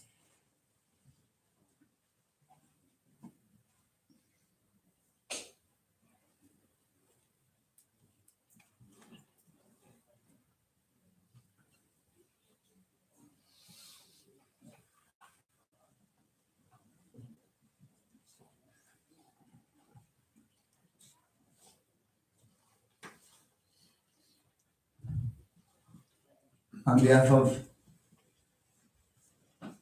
our Kehillah, starting with Shah Hadasha, Sha'arei Torah, Sha'arei Yashar, I'd like to publicly announce that he had tremendous impact on us. He used to come and speak and mamash mechazek the Balabatim. Each time he came, I made an impact. The Balabatim grew bigger and bigger in Yirat Shamayim, in Limud Torah, in Bitachon in Hashem.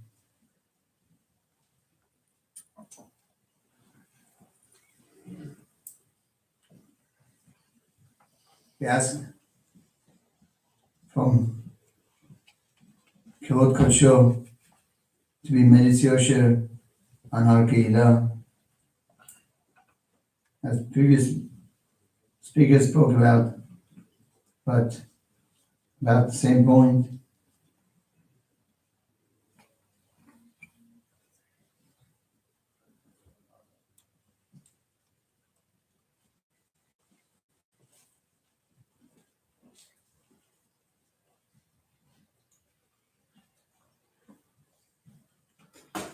We are in such a galut, that unbelievable galut.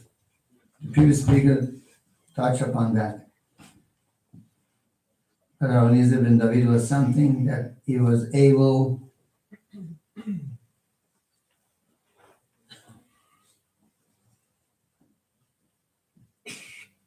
do anything, he may say. Please, the מבקש מכיסא הכבוד, די לצרותינו, די לגלותנו. Because of your Kedusha and Tahara, I should be able to ask if she's okay to get out of this galut, Hamar v'Animhar, Bezat Hashem, and we should be zoche to see Pnei Mashiach Tzidkenu, Hashem Achadma, Kol Panim, the Mishpacha and the Talmidim, the Chaverim, all of us that we missing so much. No matter die l'tzarotenu, amen.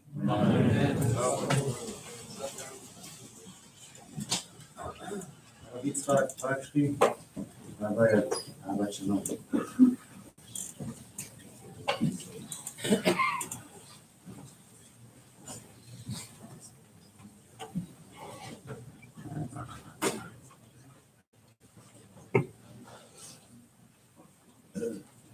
We read every morning, especially in Selachot.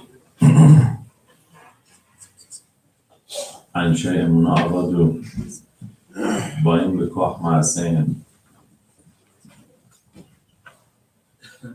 גיבורים לעמוד בפרס, דוחים את הגזרות. היו לנו לחומה ומחסה ביום זעם.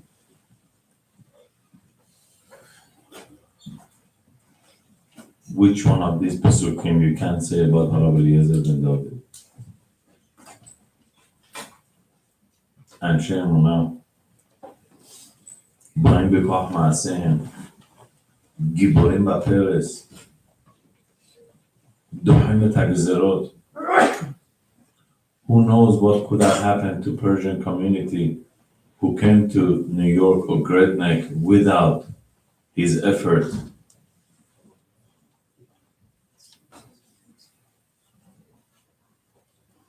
So Haman Limnohot, yes, he is in the better place. Azvu Otanu La'anahot, but now we don't know what to do. Oy le'elbono shel Torah. We are sorry and we are worried that we lost Rabbi Eliezer ben David. What Torah would say, there is no one like him to show the real Torah to people. Oy le'elbono shel Torah. How we can carry his responsibility that he showed us, and he was such a role model. How can we carry it? Our responsibility, either as a rabbanim of the community or as a members of the community, it becomes much more now.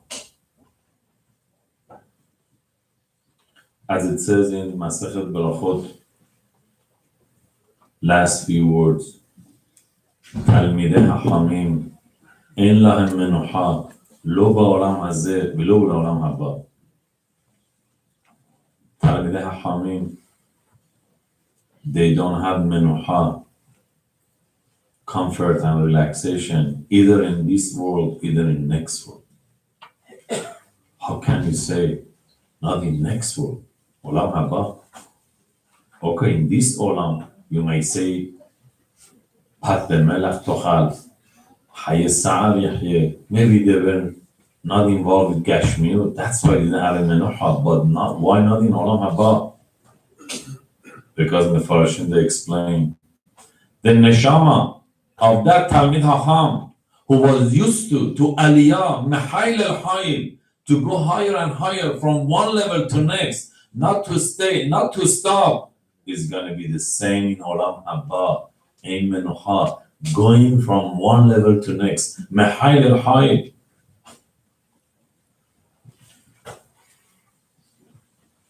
The minute that I found out Rabbi Eliezer ben David Zichron Livracha passed away, I went back 27 years ago.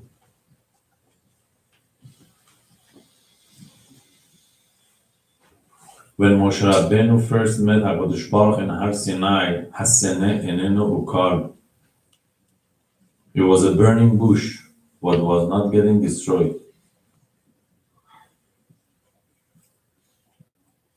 Hashem told him, Shalach Ami v'yavduni, you have only one message from me to Paro. Go tell him to release my nation to serve me. Shalach Ami v'yavduni.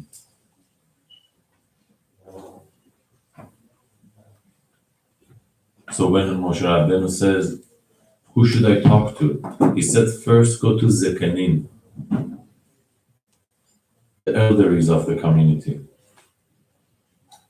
The first time that I met Rabbi Eliezer ben David, and as Rabbi Shuv just made it so clear for us, that was a zechut that we had, that we met him in this world. Who knows what we're going to do next world? It was in Bet Knesset Tov in Main Street, under the guidance of Harav Yosef Yaben. They were very close, especially with their activity and mostot that they had in Mexico. As Dr. Batesh, one of his Baalei Teshuvah, turned over the whole Mexico and Argentina, and Rabbi again, Tov organization, hired him for so many seminars just to come and to convince the people through science what is the right way and what is the Torah. So I met him there, and he was giving the rasha about Parashat Noah. Then first Parashat Bereshit, and the next week Parashat Noah. And then when he, as Rabbi Cohen said in the beginning, met Rabbi Cohen, he really cared so much about Persian community and he wanted to do something. So he made a meeting in Main Street in Beit Knesset Sha'ar Teshuvah. And if Moshe Rabbeinu went to Zekanim, Rabbi Eliezer ben David went to Seirim. At that time, no one was married. Rabbi Cohen was single. I was single. Dr. Shakui's brothers, they were singles. And then I remember Mr. Achavan was there, Mr. Shkesherim was there. Those who were being involved in the Paras or in the Persian community in Queens. And this is what exactly he said, the same story that Rabbi Shaliach Sibur said. He went for fundraising to see someone in Toronto in Canada, but he couldn't. He said, I went there to get help, and I helped them to open up the, I think, girls' school. Girls' school in Toronto? School. He said it 27 years ago, that story. Something that he really impressed me, Rabbi Eliezer ben David. He had a very pashut vision and perspective of everything. He translated the Pesukim totally different way that he would say, how come I didn't realize that? And that's what Rabbi Haber said. I heard it differently, that for some reason they sponsored him to go out of Iran to learn out of Iran, or he went on his own, or they sponsored him. Exactly. He was sponsored to go out. He got a scholarship or something. As far as I remember, to be doctor, to learn, as they used to send their kids to France, London, and America. So he came out also at a young age. So when they told him, listen, we sent you to be a doctor, how come you became a rabbi? As what Rabbi Heber said, he says, if there is no Jewish doctor, you could find Goyish doctor, but if there's a Jewish rabbi, you cannot find a Goyish rabbi. Hasnei Lechet, he was so unarmed without any publication and advertising. Hasnei Lechet. Once Rabbi Cohen had a Shabbaton, going back maybe 26 years ago, when we were more involved in summer in Camp Simcha, well, end of summer, Shabbaton as a single program, Torah Vadanish. So was Shabbat, we had a Sefer Torah, we had a minyan. So as the Baal Koreh was reading, he realized there is something not clear in the Sefer Torah, if it's pasul or kosher. So Harav Eliezer was in the minyan. They asked him, Harav, what do you think? He exactly said, I remember, ask Rabbi Cohen. Rabbi Cohen is a rabbi here. Harav Eliezer ben David, no kavod. Hasnei Lechet im Hashem Elokecha. I remember he used to say one of his favorite stories that when he came to Iran, I heard this from Harav Shaliach Sibur, that he opened mikveh in one of the community hammam umumi in Iran for ladies. Correct. And he said himself that he went to Hassanabad Beit Knesset, and they were Baruch Hashem Ashirim that time. So he told him, it says in the pasuk, Shab'at Aniyim Ata Tishma. In the pasuk, David HaMelech says, Hashem, you hear the tefillot, and sorry.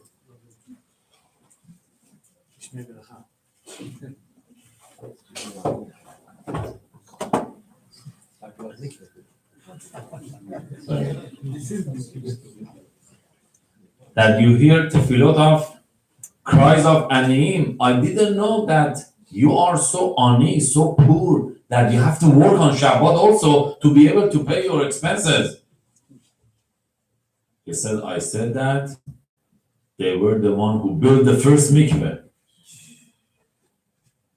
He was straightforward. Not tarof, not udalasi, not honey food, not chocolacy. He was straightforward. I remember was when Shira Hadasha was by Dunkin' Donut, not the renovated look now, the original one. Maybe again that was going back 25 years ago. So one Purim, Rabbi Cohen arranged the Seudat Purim with Harav Eliezer and David. So whoever was interested, wanted to be with him, he came. And do you think what was his meal for Seudat Purim? One apple. כל העולם ניזון בגלל חננה בני, וחנינה בני די לו בחנונה בחן, מערב שבת לשבת. The fact that he made sure everyone is happy in that Purim Simcha. As Rabbi Shaliver said, he was available for everyone as much as he can to help. I remember once after first dinner of Kollel in Grednek Synagogue in Grednek, so I told him I have a she'ela, I need that Torah, I need to talk to you when Haram has a time. He said tomorrow, I think it was Sunday, the dinner. He said Monday, tomorrow I'm in 36th Street in Manhattan. If you want, you come over there, we go together to my next apartment. So I met him over there, we walked all the way 5th Avenue to one of the Syrian offices that he had to meet, to talk to, and we spoke, and then he had time for everybody. I remember when singles used to ask him, Harav, teach us how to find our zivug. His suggestion was, don't go after those who you are interested. Go after those who are interested on you. برو دنبال کسایی که اونا میخوان با تو ازدواج کنن، نه اونایی که تو میخوای باشون ازدواج کنی. And I'm sure you know about Rabbi Eliezer ben David, that he made himself a Kabbalah that I don't say no to any shidduch, to any date. I go as much as I can. Only if she doesn't want to continue, no problem. But I don't say no to a date. So he went, I think the first shidduch, even though wasn't kind of shayach, but still he didn't want be the one to say no. He said whatever Hashem was, Tamim Tiyim Hashem Elokecha. Finally, she said no for some reason. Hashem should give Arichud Yamim to his wife now. That was only his second shidduch date, his second date.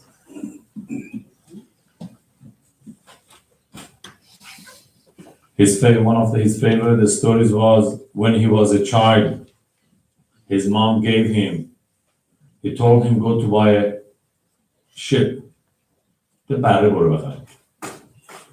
And he said, I'm going to bring it home. He said, he gave me some grass. I mean, Persian grass, not American grass. He gave me some grass, and he says, as you buy it, just let him follow you as he wants to eat it, and then you bring it home. He brought for so many times this example as the green dollar who takes us anywhere he wants, and we don't realize where are we going. Only just we follow the green, we follow the grass. I will just end with this. That his favorite story and chidush that he always said almost in every speech that he had, especially for us, was the chidush that he found out. He said after 50 years for Hanukkah dreidel. What is the secret of dreidel? He said, I always thought that dreidel, and he was always wanted to everyone to participate, to translate. Ferfere, yes, ferfere. So he said dreidel. I said, what is it? Game in Hanukkah, Torah, Nisim, Pirsom Hanes. Why dreidel game? He said, until after 50 years, I found out that we all human beings are like a dreidel. Hashem first gives us a turn with his power, and we turn, and we turn, and we turn, until that original power stops, and then the dreidel falls.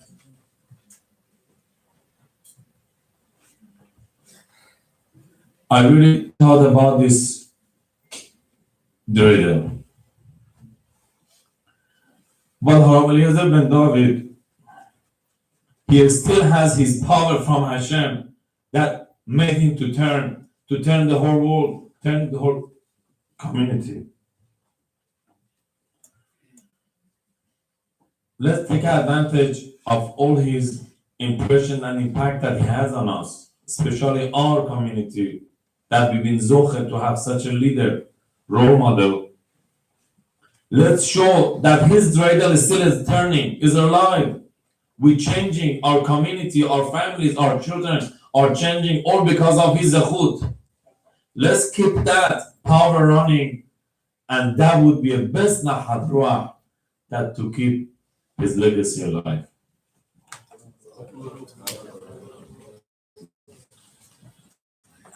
Now we'll hear from some of the grandchildren of Rabbi ben David. We begin with Rabbi Yehuda ben Chamo, son of Rabbi ben David.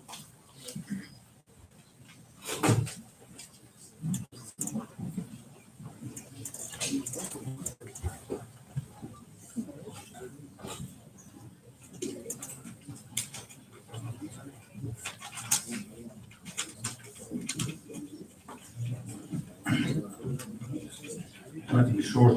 A lot of things were said. במדרש says about אברהם אבינו, אחות לנו קטנה, זה אברהם שאיחה את כל באי העולם לפני הקדוש ברוך הוא. אברהם joined the whole world in front of הקדוש ברוך הוא. כאדם שהוא מאחי הקרע, עד שהוא, like a person that sews together a torn garment, puts it together. היה עסוק במצוות ומעשים טובים. He was involved with mitzvot and maasim tovim עד שהוא קטן, while he was still young. My grandfather, Zecher Tzadik, Kadosh Livracha, like already heard a lot of it. From his young age, he was already given the Rashot. While he was still a young boy, he was 14 years old in Iran, he was already given the Rashot to a lot of people who come to listen, to influence them. And then, like it was mentioned, he was supposed, they wanted him to be the doctor from the family. He was the most talented and charismatic in his family. And his father wanted to go learn in France, but he was influenced by Harav Levi to go learn in yeshiva, and he wanted to go learn in yeshiva. And like we heard, his father was a very wealthy man. He was the only one, he's the one who had the license to sell oil to Russia from Iran. And he told him, if you're going, you have to sign, you're not getting any money. All the inheritance, you're not going to get anything. And he agreed for that. He went and learned, and like we heard, but he went to yeshiva, we already heard, but he was getting involved to help others also. Also over there, involved to help others. They would send bachurim from the yeshiva to the kibbutzim to bring out boys to learn yeshiva. And he would bring the Persian boys out of the kibbutzim.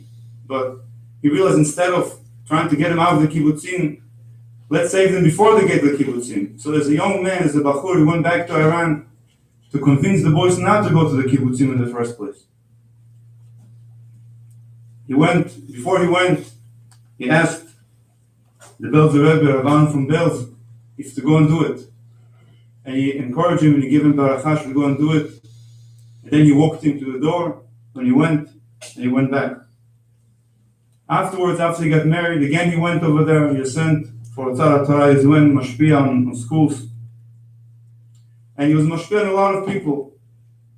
There was a family in Bnei Brak. He was a young man, maybe 26, 27. A family in Bnei Brak. They had a daughter. It's time to go seminar. He asked them, "Where are you sending your daughter?" We don't know. There's no seminar for them in those times. He told them, "You have to send it to Gateshead."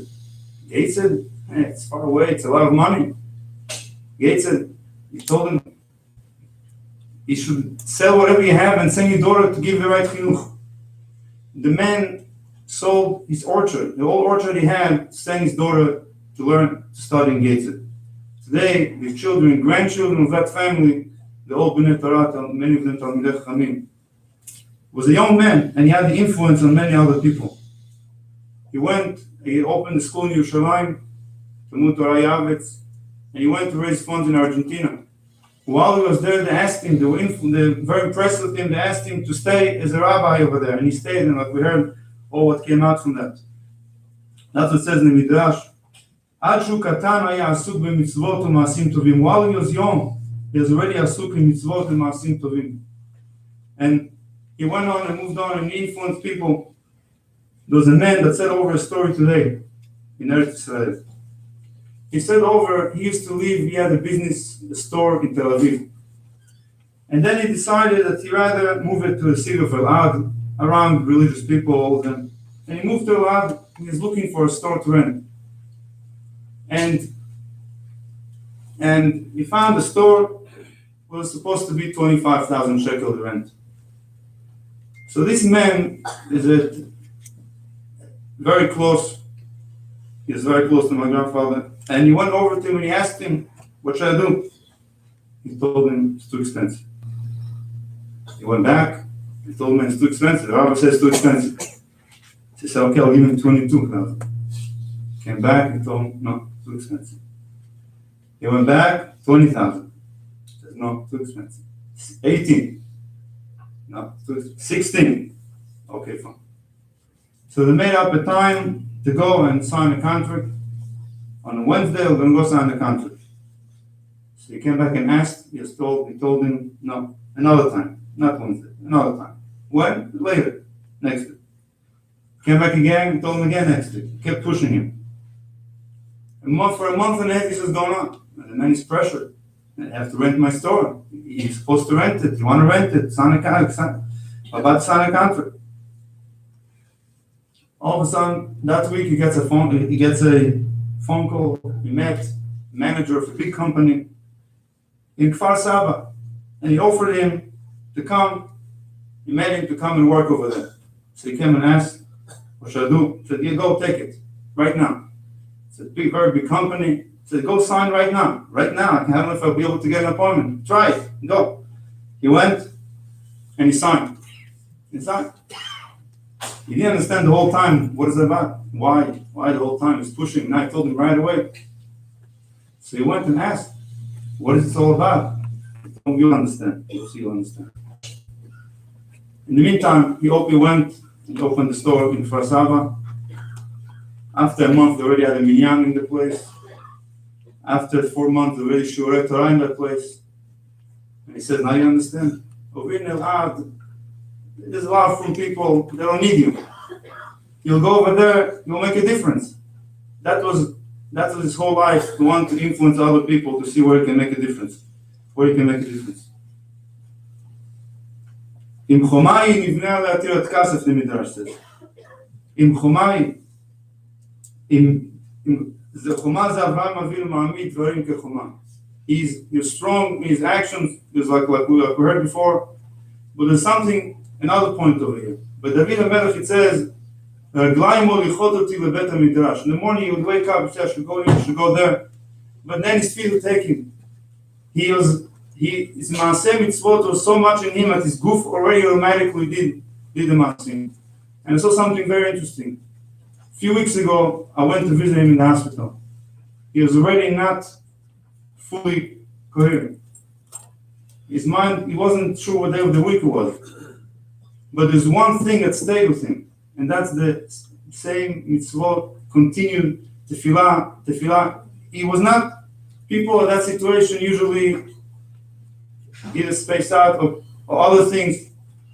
He was there the whole time. What he was doing? Sidur, wash my hand. Point out, netilah, wash his hands. Okay, sidur. Okay, start saying, praying tefillah from beginning to end. Then afterwards, and continue. When he's praying the Amidah, he position himself the same way he was when he was healthy. Position himself the same way and continue to pray. He'd fall asleep, and then his sleep started moving. In his sleep, he was praying, learning. Became part of him, became part of his essence after all constantly continuing.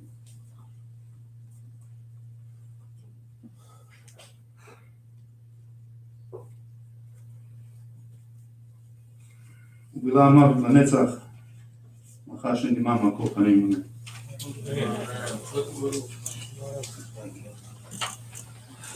Lebhar, grandson-in-law.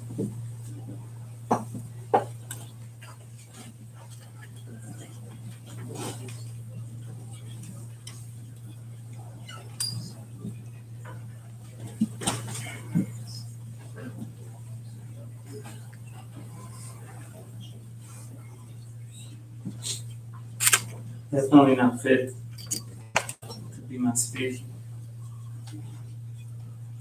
Adam Gadol.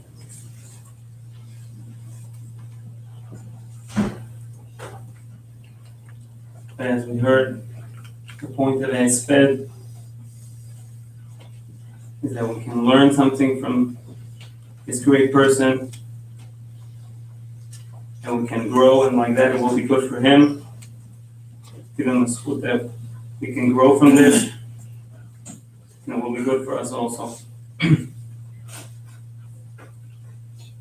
We were fortunate to live next to Saba in Eretz Yisrael for a couple of years. I'd like to share just some of the memories that we spend, that we can learn from this Adam Gadol. We read in Parashat Vayelech, Moshe Rabbeinu said, "Lo uchal od latzet velavo, v'Hashem amar elai, lo tavor et hayaden hazeh." Moshe Rabbeinu said, "I can't go. That's it. I can't go back and forth." But Hashem told me not to cross the Yarden. And the Ohr HaChaim explains, not like the classic explanation of Rashi, but he explained that actually Moshe Rabbeinu didn't have strength. But Moshe Rabbeinu was telling Bnei Israel, even though I don't have strength, that's not why I'm not bringing the Bnei Israel.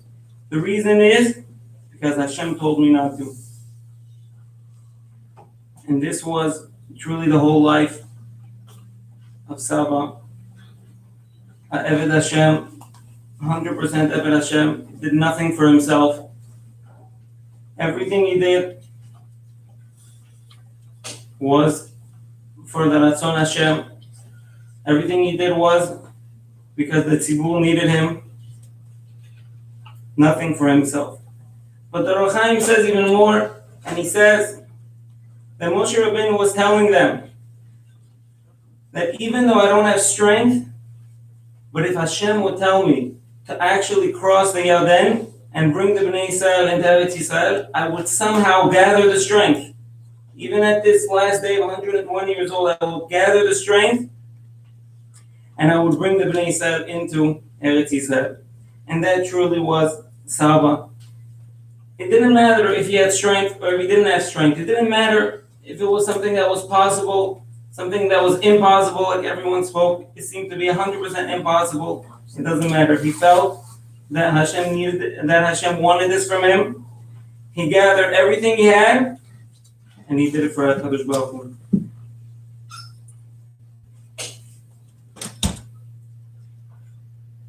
I was speaking to my brother-in-law Netano that was in Eretz Yisrael, and he was telling me that the doctors were saying that you couldn't even realize, people will look at him and wouldn't realize how sick he was.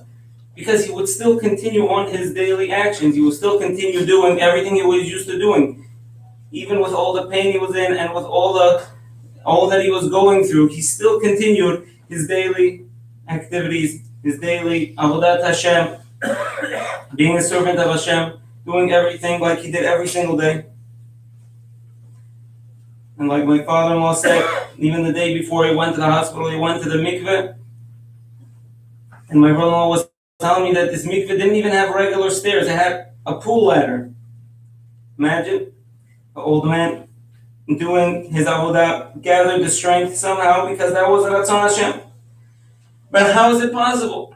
How is it possible to overcome physical strength for Ratzon Hashem? If we feel that we can't do it, how is it possible? So I'll share with you a story. Once when we were there for Shabbat and we were eating and we were looking outside the window from his apartment and he was showing us the new buildings that were being built. And he was telling us that, and I think he said, we're buying over there. I don't know if he actually bought it or the community bought it. We're buying in that building across the street that they're building over there. We're going to move from the house I'm in. And I said, okay, probably the reason is he was on the third floor. Probably it was hard for him already to get up the stairs every single Shabbat. So he's going to move across over there in the new apartment. And he said, no, actually I'm moving to the fourth floor. I was like, how is that possible? The old man already, he's on the third floor. It's hard for him to get up the stairs every Shabbat. He's going to the fourth floor. He said, yeah, fourth floor. There's better light, sunlight over there, the direction of the apartment, it's better for me. I said, but how are you going to do it? He said, what do you mean? I don't have to go up 4 floors. I just go up 1 floor. And then after I get up 1 floor, I'll go up another floor. And then after another floor, I'll go up another floor. And that's how I'm gonna. At this late age, he was moving. He moved not so long ago, a couple of years ago, to a building 4 flights up, and it wasn't a problem for him because it was just 1 floor at a time, going up 1 floor. I believe in his later years, after every floor, they used to stop and they used to tell him about. And I believe that this is how he was able to accomplish so much in his whole life. It's just 1 floor at a time, 1 step at a time. I'm sure when he thought of finishing Shas every year, it wasn't by thinking of the 2,400 dapim of Gemara. He for sure thought it's 1 page today, another page today, 7 pages today, and then he was able to finish Shas. And that's how a man is able to accomplish and go beyond his physical capacities. Saba would never ever stop. He would just go on and on. Nothing would ever stop him from doing the Ratzon Hashem. Nothing at all. Not traveling, not sleeping, nothing would ever stop him.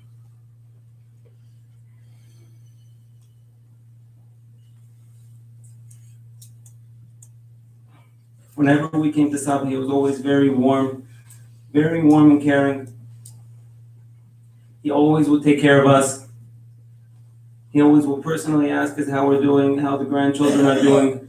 If we needed a blanket, if we needed a pillow, he would tell us exactly what to do, exactly where to get it. My wife was telling me that in her single years when she was in Eretz Yisrael, she was once traveling from Yerushalayim to Elad, and she was going to be there for an extended period of time. And all of a sudden, she gets a phone call from Saba, and he was telling her that, by the way, I arranged a ride for your suitcase because I know you're going to be coming here for a little bit, and I know that you're probably it's going to be difficult for you to carry the suitcase on the bus. I arranged a ride for the suitcase. Now you could come empty without anything in your hands. And she never even got the time to even think of it, that it was going to be hard to come with the whole suitcase. He already had thought of it and arranged the ride for her. That is a true Eved Hashem, always caring. I'll just finish off with a story that really had a strong impression on me. And it really teaches us the level of Avodat Hashem, the level of Eved Hashem. And it was once a Shabbat at the time where in his shul, they didn't have their chazan. There was a certain time where their chazan wasn't, I don't know what happened. And he told me he wants me to come for Shabbat and he wants me to be the chazan on Shabbat. Okay. So, I wasn't used to praying at nets, but of course I was going to come and wake up to do the nets. I didn't know all the minhagim. I said, listen, for Saba, anything, of course. And he goes to me and he tells me strict rules. And he tells me like this.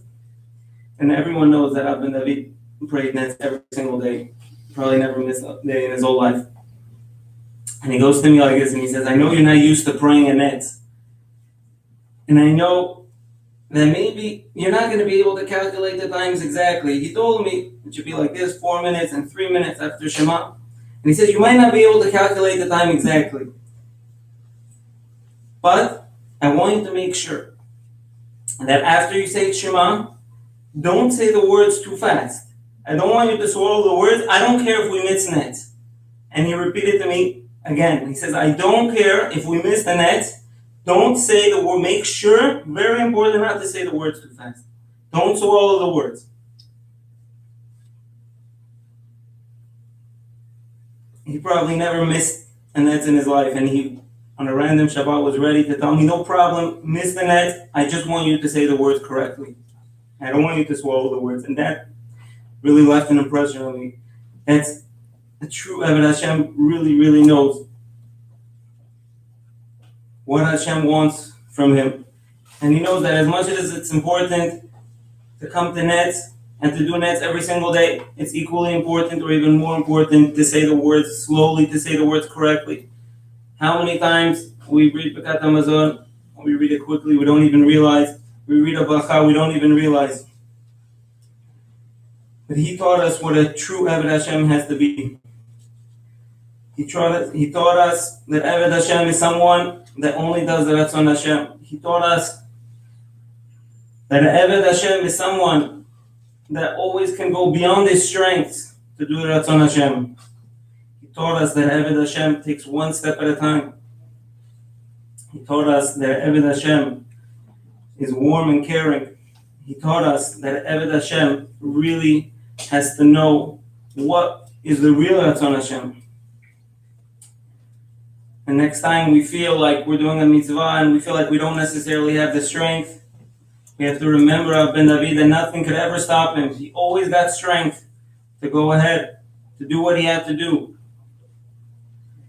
And to finish off with his famous saying, Abot machashavot be'evish va'atzat Hashem hi takum. He always read it in a different way, like it was said. Atzat Hashem is, get up, go and do something.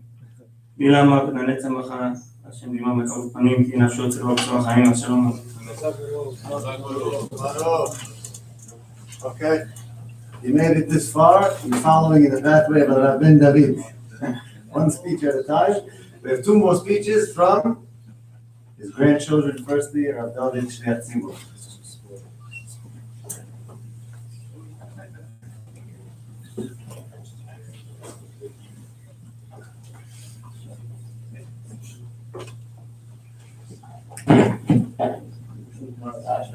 My father-in-law, grandfather-in-law, all the names. This Saba, my grandfather. No words I could say could relate what he meant to us, what he meant to me, what he meant to the community here at large. But I was asked to speak, and I'm mechuyev to try or whatever I can.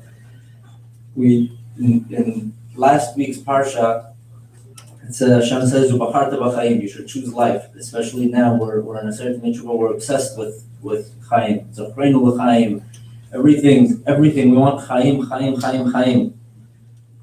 Saba knew what that meant. Saba knew that didn't mean that tomorrow I could go to another restaurant and enjoy the food there. The next day I could, sleep in a comfortable mattress in a hotel. Saba knew that this meant, what's Chaim? Chaya olam haba. From a young age, he did what was right. He did what he had to do, no matter what anyone thought.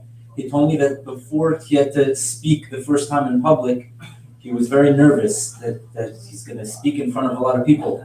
So he said he went to practice. How did he practice? He went to his backyard and he lined up all the chickens. And he stood and he spoke to the chickens. He said a speech to the chickens. He said that he had to speak. And now we're laughing and it's humorous, but he did it because he wanted to do it right. He had to speak, and there's kavod tzibur, there's people listening. Don't be mumbling and stumbling and afraid of the public. He had to do what was right.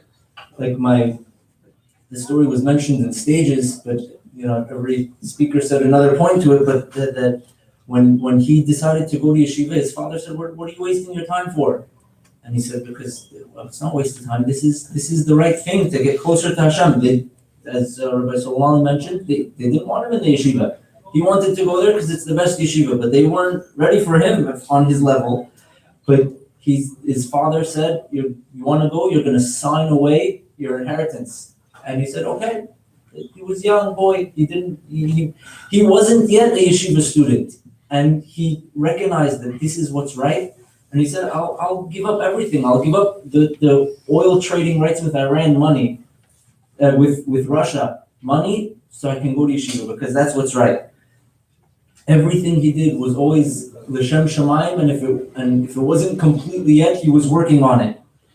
I went to Brazil for my cousin's wedding, and I was walking back from shul one morning by Shacharit, and he saw me and I was listening to music. He said, what are you doing? I said, listening to music. He's like, how would you do? I said, it's kosher music. There's nothing wrong with it. I said, if you're listening to music, so when do you think? I said, what do you mean?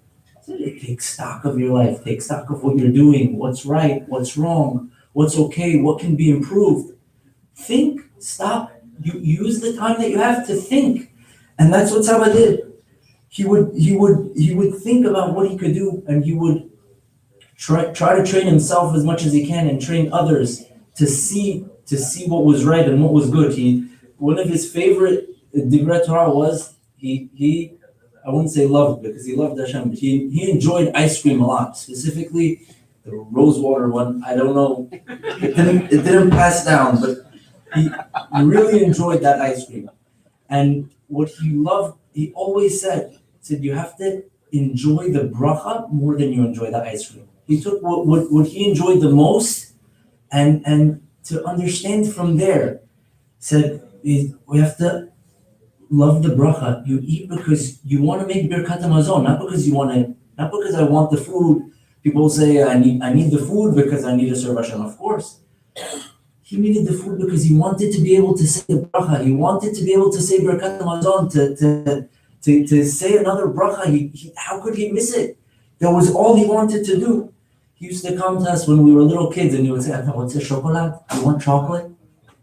And the first few times that we were foolish enough to say yes, he said, okay, open your hand. We would open our hand and take off his belt and he would hit our hand with the belt. Already then he wanted us to learn. I didn't realize until I was trying to think of stories to remember. I didn't realize until then. He wanted to teach us, you know what's good in this world? What's good is when you suffer and you learn from that and you grow from that. Grow. Take what you can. That's the real chocolate. That's the chocolate. That's what we want. That's what we're here for. Now most of us, especially after hearing all these stories, were if anyone wasn't zochet to know him on a personal level, you imagine a malach elokim. He was a holy man who what do we have to do with him? But he was so relatable. People might think, how could I have a relationship with such a kadosh man? Every second was for Hashem. But he would give speeches, and people who have trouble sitting through a 5-minute speech would sit there slack-jawed for an hour. Like that. Drinking in every word. You heard him speak, and it was I don't know if this word is proper English to use this for words, but it was attractive. It was everyone, me, other people want to hear more. It it rang of emet and beauty. It was something to behold. We have a picture, my parents have a picture of me sitting, he's sitting and learning in my house. He came to visit once. I was a little boy, maybe 2-3 years old, and I'm sitting on his lap. He sat and he learned Gemara with his grandson on his lap. I don't know if I was bothering him or not. In the picture I was still, but he was as kadosh and tahor as he was relatable. We all saw from ourselves, from regular people and him, and we were able to therefore relate to him, come to him. We know that if I tell him this is what I have an issue with, he wouldn't be just on another level saying words that don't come back to us. By my brother Yisromer's bar mitzvah, he after the meal, he gave a speech by the meal, and after the meal he said, okay, bring all of his friends. And everyone, they sat on the couch in my den, and he gave a Dvar Torah about what you can learn from a soccer game. That was what he told the bar mitzvah age boys. I once asked him, he was by my house on Shabbat. Now the word chabura means either the Gemara uses it to mean an injury, and chabura also means a chevra, like a group. So in yeshiva we say you give a chabura, you give to a group of friends, you say a little Dvar Torah about what you're learning. So I said, Saba, I need to give a chabura on Sunday. Do you have anything for me to say? He's like, you need a chabura? Come here. He punches me in my arm. There, now you have a chabura. He was as holy as he was my grandfather, and I loved him, and everyone loved him. I remember him telling my nephews, his great-grandchildren, they said they were confused because we said, this is Saba. They said, no, that's Saba. Well, you're not Saba. So he said, no, that's your Saba. I'm Sababa. In Hebrew, it means everything's okay. You call me Sababa. That's what he told his great-grandchildren to call him.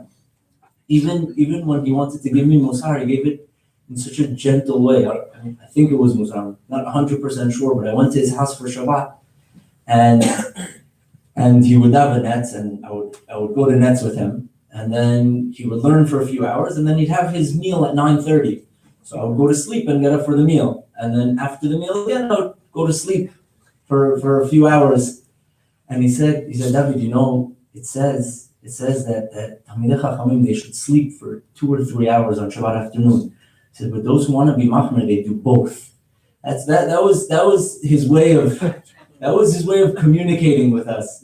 He was so gentle, so sweet, as holy as he was. Seeing the sign in front of me, the people who have these signs made for them are not people we envision as my friend, my neighbor, my grandfather. But that's what Saba was. I'm gonna miss Saba. I'm gonna miss him. We all miss Saba.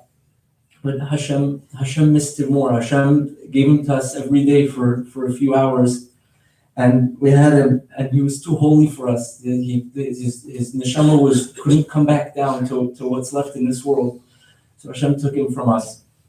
We're all good. We all miss him. We're all going to miss him. We should all take his example and learn from him to become better people. Last but not least, we brought Mordechai Shliach Tzibur, who had a very also close and special relationship with Saba.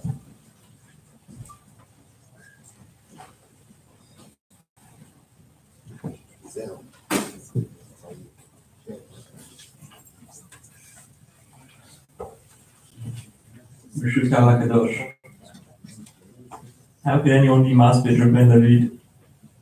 You need someone greater than a person is to understand it. A father understands his child. He sees his child and says, okay, this is why he's doing this. This is why he's doing that. What could a grandchild say? This is why my grandfather did this. But as families, that's what we have to do. If not us, who could tell you who he was? So I could attempt to do is say a few stories, a few ideas, share them, hope it could move us and we could learn from him. Pasuk in Yirmiyahu says, Al tifku lamed, v'al tadunu bo. Don't cry for the dead person. Don't lament him. Cry for the person who's the traveler. He's not going to come back. Al tifku lamet. We're not crying for Rabbi David. Rabbi David's gone. He always made it clear that his body is, as the Zohar says, just the garment of the soul. That's what he was busy perfecting. That's what he was busy working on. His body didn't mean much to him. He wasn't busy with his neshama's outer garments. His neshama now returned to its maker. What we're crying for is for ourselves. He lost my leader. Many times I would ask my father questions. He said the same thing. He would ask him his questions. My father would tell me, we have to ask Rabbi David. I asked him a question after Rosh Hashanah.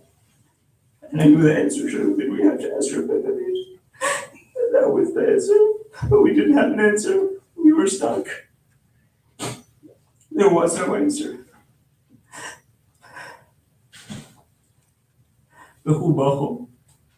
We cry for ourselves.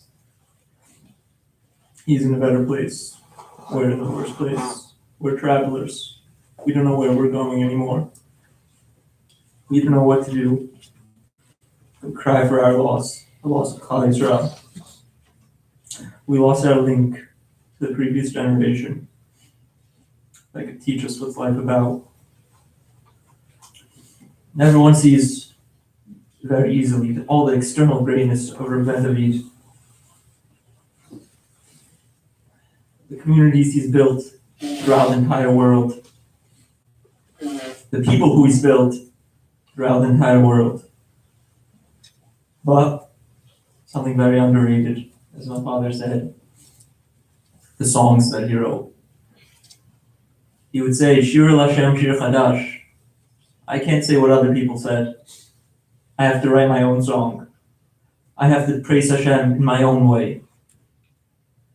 He wrote hundreds, if not thousands, of beautiful songs. Each one is a gem. Each one you could write a parish on. You could write a full sefer on each one of his songs. I really, if people could just, you go through them, they're amazing. One time I was by the Kotel with a friend of mine, and we saw Rabbi. And my friend goes, oh, you know, he's Rabbi David's grandson. And Rabbi didn't say anything about Rabbi David, about his Torah.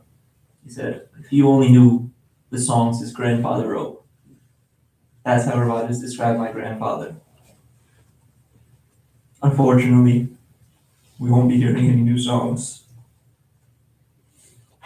His pure soul went to say Shira in front of the Hashem. The Gemara Megillah says, Rav Sheshet Omer, Ki nitinata kach nitilata, ma nitinata v'shishim ribo, ach nitilata v'shishim ribo. Just like the Torah was given with 600,000 people present, so too when the Torah is taken, when a gadol passes, you must respect him with 600,000 people present. I've recently heard a beautiful explanation of that Gemara. Why do we need 600,000 people there when a gadol passes?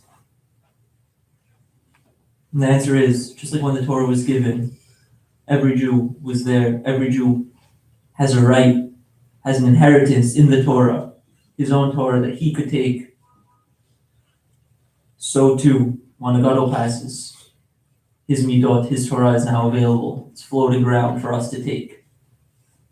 His hashpah, his influence is in this world right now, waiting for people to take it, to take his influence upon themselves. I'm not saying anyone could tomorrow wake up and do 7.5 dapim of Gemara a day. They could finish us every year. There is midot that he has that every one of us could go and take. As I said, I'm a grandson. I can't define him. But I think, from my little understanding, one of the defining characteristics of Rabbi David can be described by a Dvar Torah that I recently heard. So after he passed away, thank God I have a big chunk of his shiur digitized.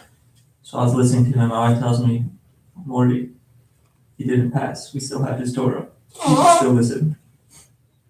Thank God we have technology nowadays so we could still listen. We could still learn from him. So the story he was saying was the story of Akiva seeing the rock in the water. I'm sure many of you, if not all of you, know it. Rabbi Akiva was 40 years old. And he said, I'm too old. I'm 40 already. I'm about to enter my midlife crisis. I can't learn Torah. Torah's not for me. Too old for that. Then one day he sees a rock. It had a hole in it.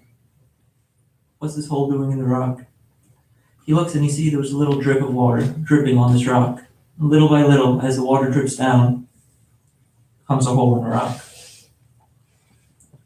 Rabbi Akiva said, if the rock could get a hole in it, drip by drip, so too, my heart could get a hole in it, drip by drip. I put Torah in my heart, I could get Torah in me too.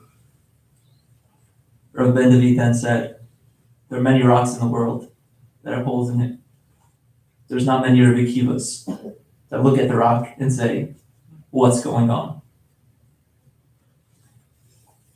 We have to get the message. We have to look around, get a message. Great miracles could happen and we won't be moved. On the other hand, if we look for Hashem, we can find him in a rock and in water. As my father said, we could find him with the Nisim. I found someone say amen to my bracha, which by the way was a mess for him because he wouldn't drink any water until he had someone to make an amen to his bracha. He really would only drink that water until there was someone there to say that amen. Rabbi Ben David was always looking around, always finding something new. Many of his favorite chidushim, I wish I could repeat, but it's late. But as my brother said, the soccer game was his favorite chidushim, he would mention it. There's another story they like to say about him waiting in line in immigration in an airport. These are all seemingly regular events, nothing special. But he looked at regular events. He was always looking for a deeper meaning. When you look for deeper meaning, you can always find it. His Divrei Torah on Psukim, not just on regular events, were also very similar. Every day we read Psukim.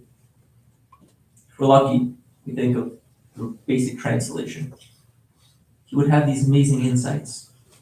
These were insights that weren't, sometimes you sit in a shiur and you're like, what's flying? It wasn't complicated. Simple explanation.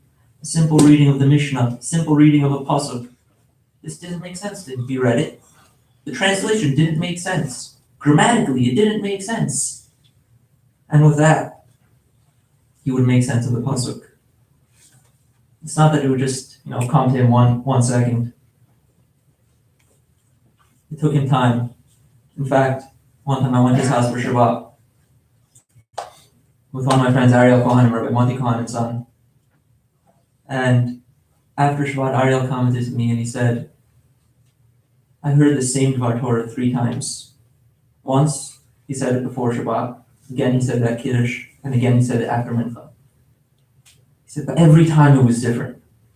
Every time he added something to it.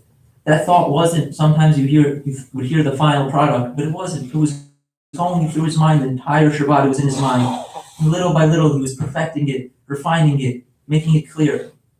And like Ariel was saying, it's so amazing that we're able to follow his thoughts. We're able to see how he was thinking. It was something that you were able to see little by little, how it was growing. This all sounds very nice. But how did Rabbi Ben David get this power to see things differently? And I think the way he did it, one of his favorite songs he wrote starts with, Ani Yisrael, Bimit Payer Borei Olam. I am Yisrael, who Hashem glorifies himself with. That entire verse is a stylistic citation of the pasuk in Yeshayahu that says, Yisrael Asher B'chai Pa'ar. The Navi says, Hashem says, he crowns himself with us. He glorifies himself with us. We say, Min Chayvri Shabbat, Mi K'amcha Ki Yisrael. Hashem says, who is like you, Yisrael? Who is Yisrael? We are Yisrael. Yisrael is the name our forefather Yaakov got when he fought with an angel and beat the angel. We're on top of angels. We're malachim ben ha'omdim hazeh. Angels are standing. They can't change. We could change. We're chelek elokam imala. We're part of God. That's what made Yaakov be the angel. That's what gave him the name Yisrael, and that's who we are. We're on better than angels. And Rabbi David understood this, and he took it to heart. He said, angels should be looking at us. And that was his power that he understood. That's the power that everyone has to understand, that we are on top of angels. We could do anything we want. The Rambam says Aristotle was close to receiving prophecy.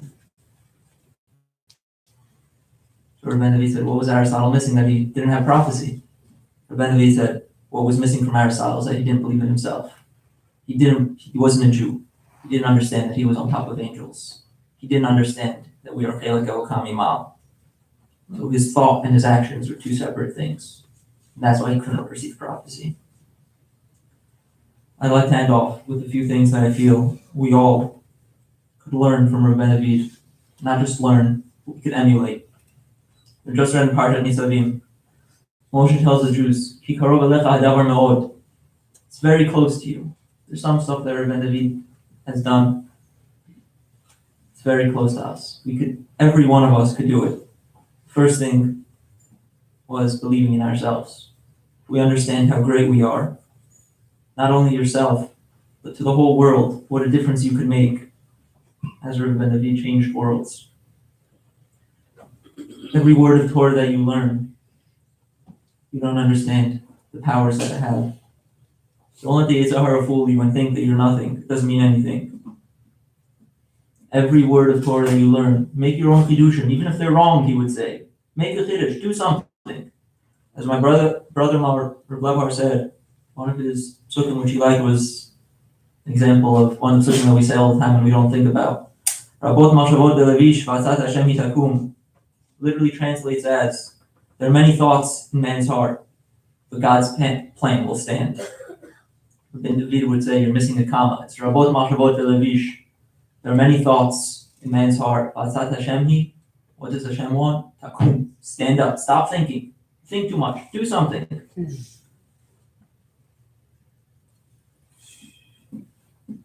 That's something all of us could do. We could all work on not being lazy. We could do things. Rabbi David passed away right before Rosh Hashanah. He didn't even have one full day of Shiva. One of my cousins said the reason why he couldn't have Shiva was because he wouldn't be able to stand people sitting around for 7 days doing nothing because of him. He couldn't have it. He had to minimize it as much as possible. He would come and he would say, what are you guys doing here? Do something. Cool. Get up. He was always a builder. Also in Torah matters, we always have to become builders ourselves. Ashir Hashem Shir Chadash. Make our own songs. Sing our own songs to Hashem. Find our own praises to Hashem. Listening to Rabbi's speeches are great. We should do ourselves. When we read Tefillah Yom Kippur Hashem is coming up, we should read the translation before and think about it. Think about what it means to you. Think about everything. I'm sure everyone, if you read the words, if you understand the translation to every single person, every word will mean something different. Everyone should be thinking to themselves what the word means, not what another rabbi said the word means, what you think it means. Even if you're wrong, it's better than nothing. The next thing that we could all learn from Rabbi David is to say brachot out loud. As we have heard from many speakers, the importance of brachot that he felt, tefillah. If you would stand next to him, when I stood next to him and I said a bracha quietly, you would see the loss that he felt. He'd say, you stole an amen from me. He felt robbed. You took an amen away from him. He could have said amen and now it's gone. He would say, there wasn't only that, wasn't only the amen that he made sure. That's very difficult for, I feel, most of us, to make sure someone says amen to our brachot. He would say, make the brachot out loud. He would always say, make it out loud. For yourself, for your wife, for your children. My 2-year-old son says brachot. He says kiddush. He mumbles half the time. He doesn't know what he's saying, but he knows that he has to make a bracha on food. For your family, to see that you're thanking God. He said, even if no one's around, the walls of your house should see that you're making a bracha. Make the bracha out loud. Included in this, Rabbi would make sure to concentrate when he made a bracha. This is especially true with the bracha of Asher Yatzar. It's one of the most seemingly mundane acts in the world. Yet, it's the bracha that we say, Lifnei Kisei Kvodecha. With that most mundane act, we could reach Lifnei Kisei Kvodecha. It's the only bracha that we mention God's throne. When we take our own mundane acts and we make brachot over them, we can make all our actions Lifnei Kisei Kvodecha from the simplest, most mundane action. He would also make sure to always have a siddur in front of him when he made the bracha. He would never say it by heart. It's a different world. See it, read it from inside. Something he would always do. These two things, belief in oneself, that Shema, listen and understand Israel, that you are Israel, you are above angels, and making brachot out loud, concentration, would help us grow. B'ezrat Hashem, we should all be zocheh to greet Rabbi David and greet Mashiach to gain behind him. Amen. Anybody would like to pray our beat? Yes, yes.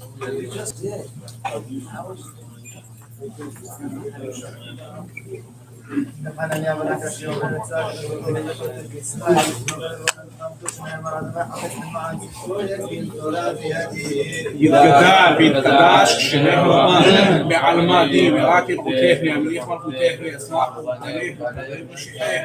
וחי יכול ויום יכול חיי לכל בית ישראל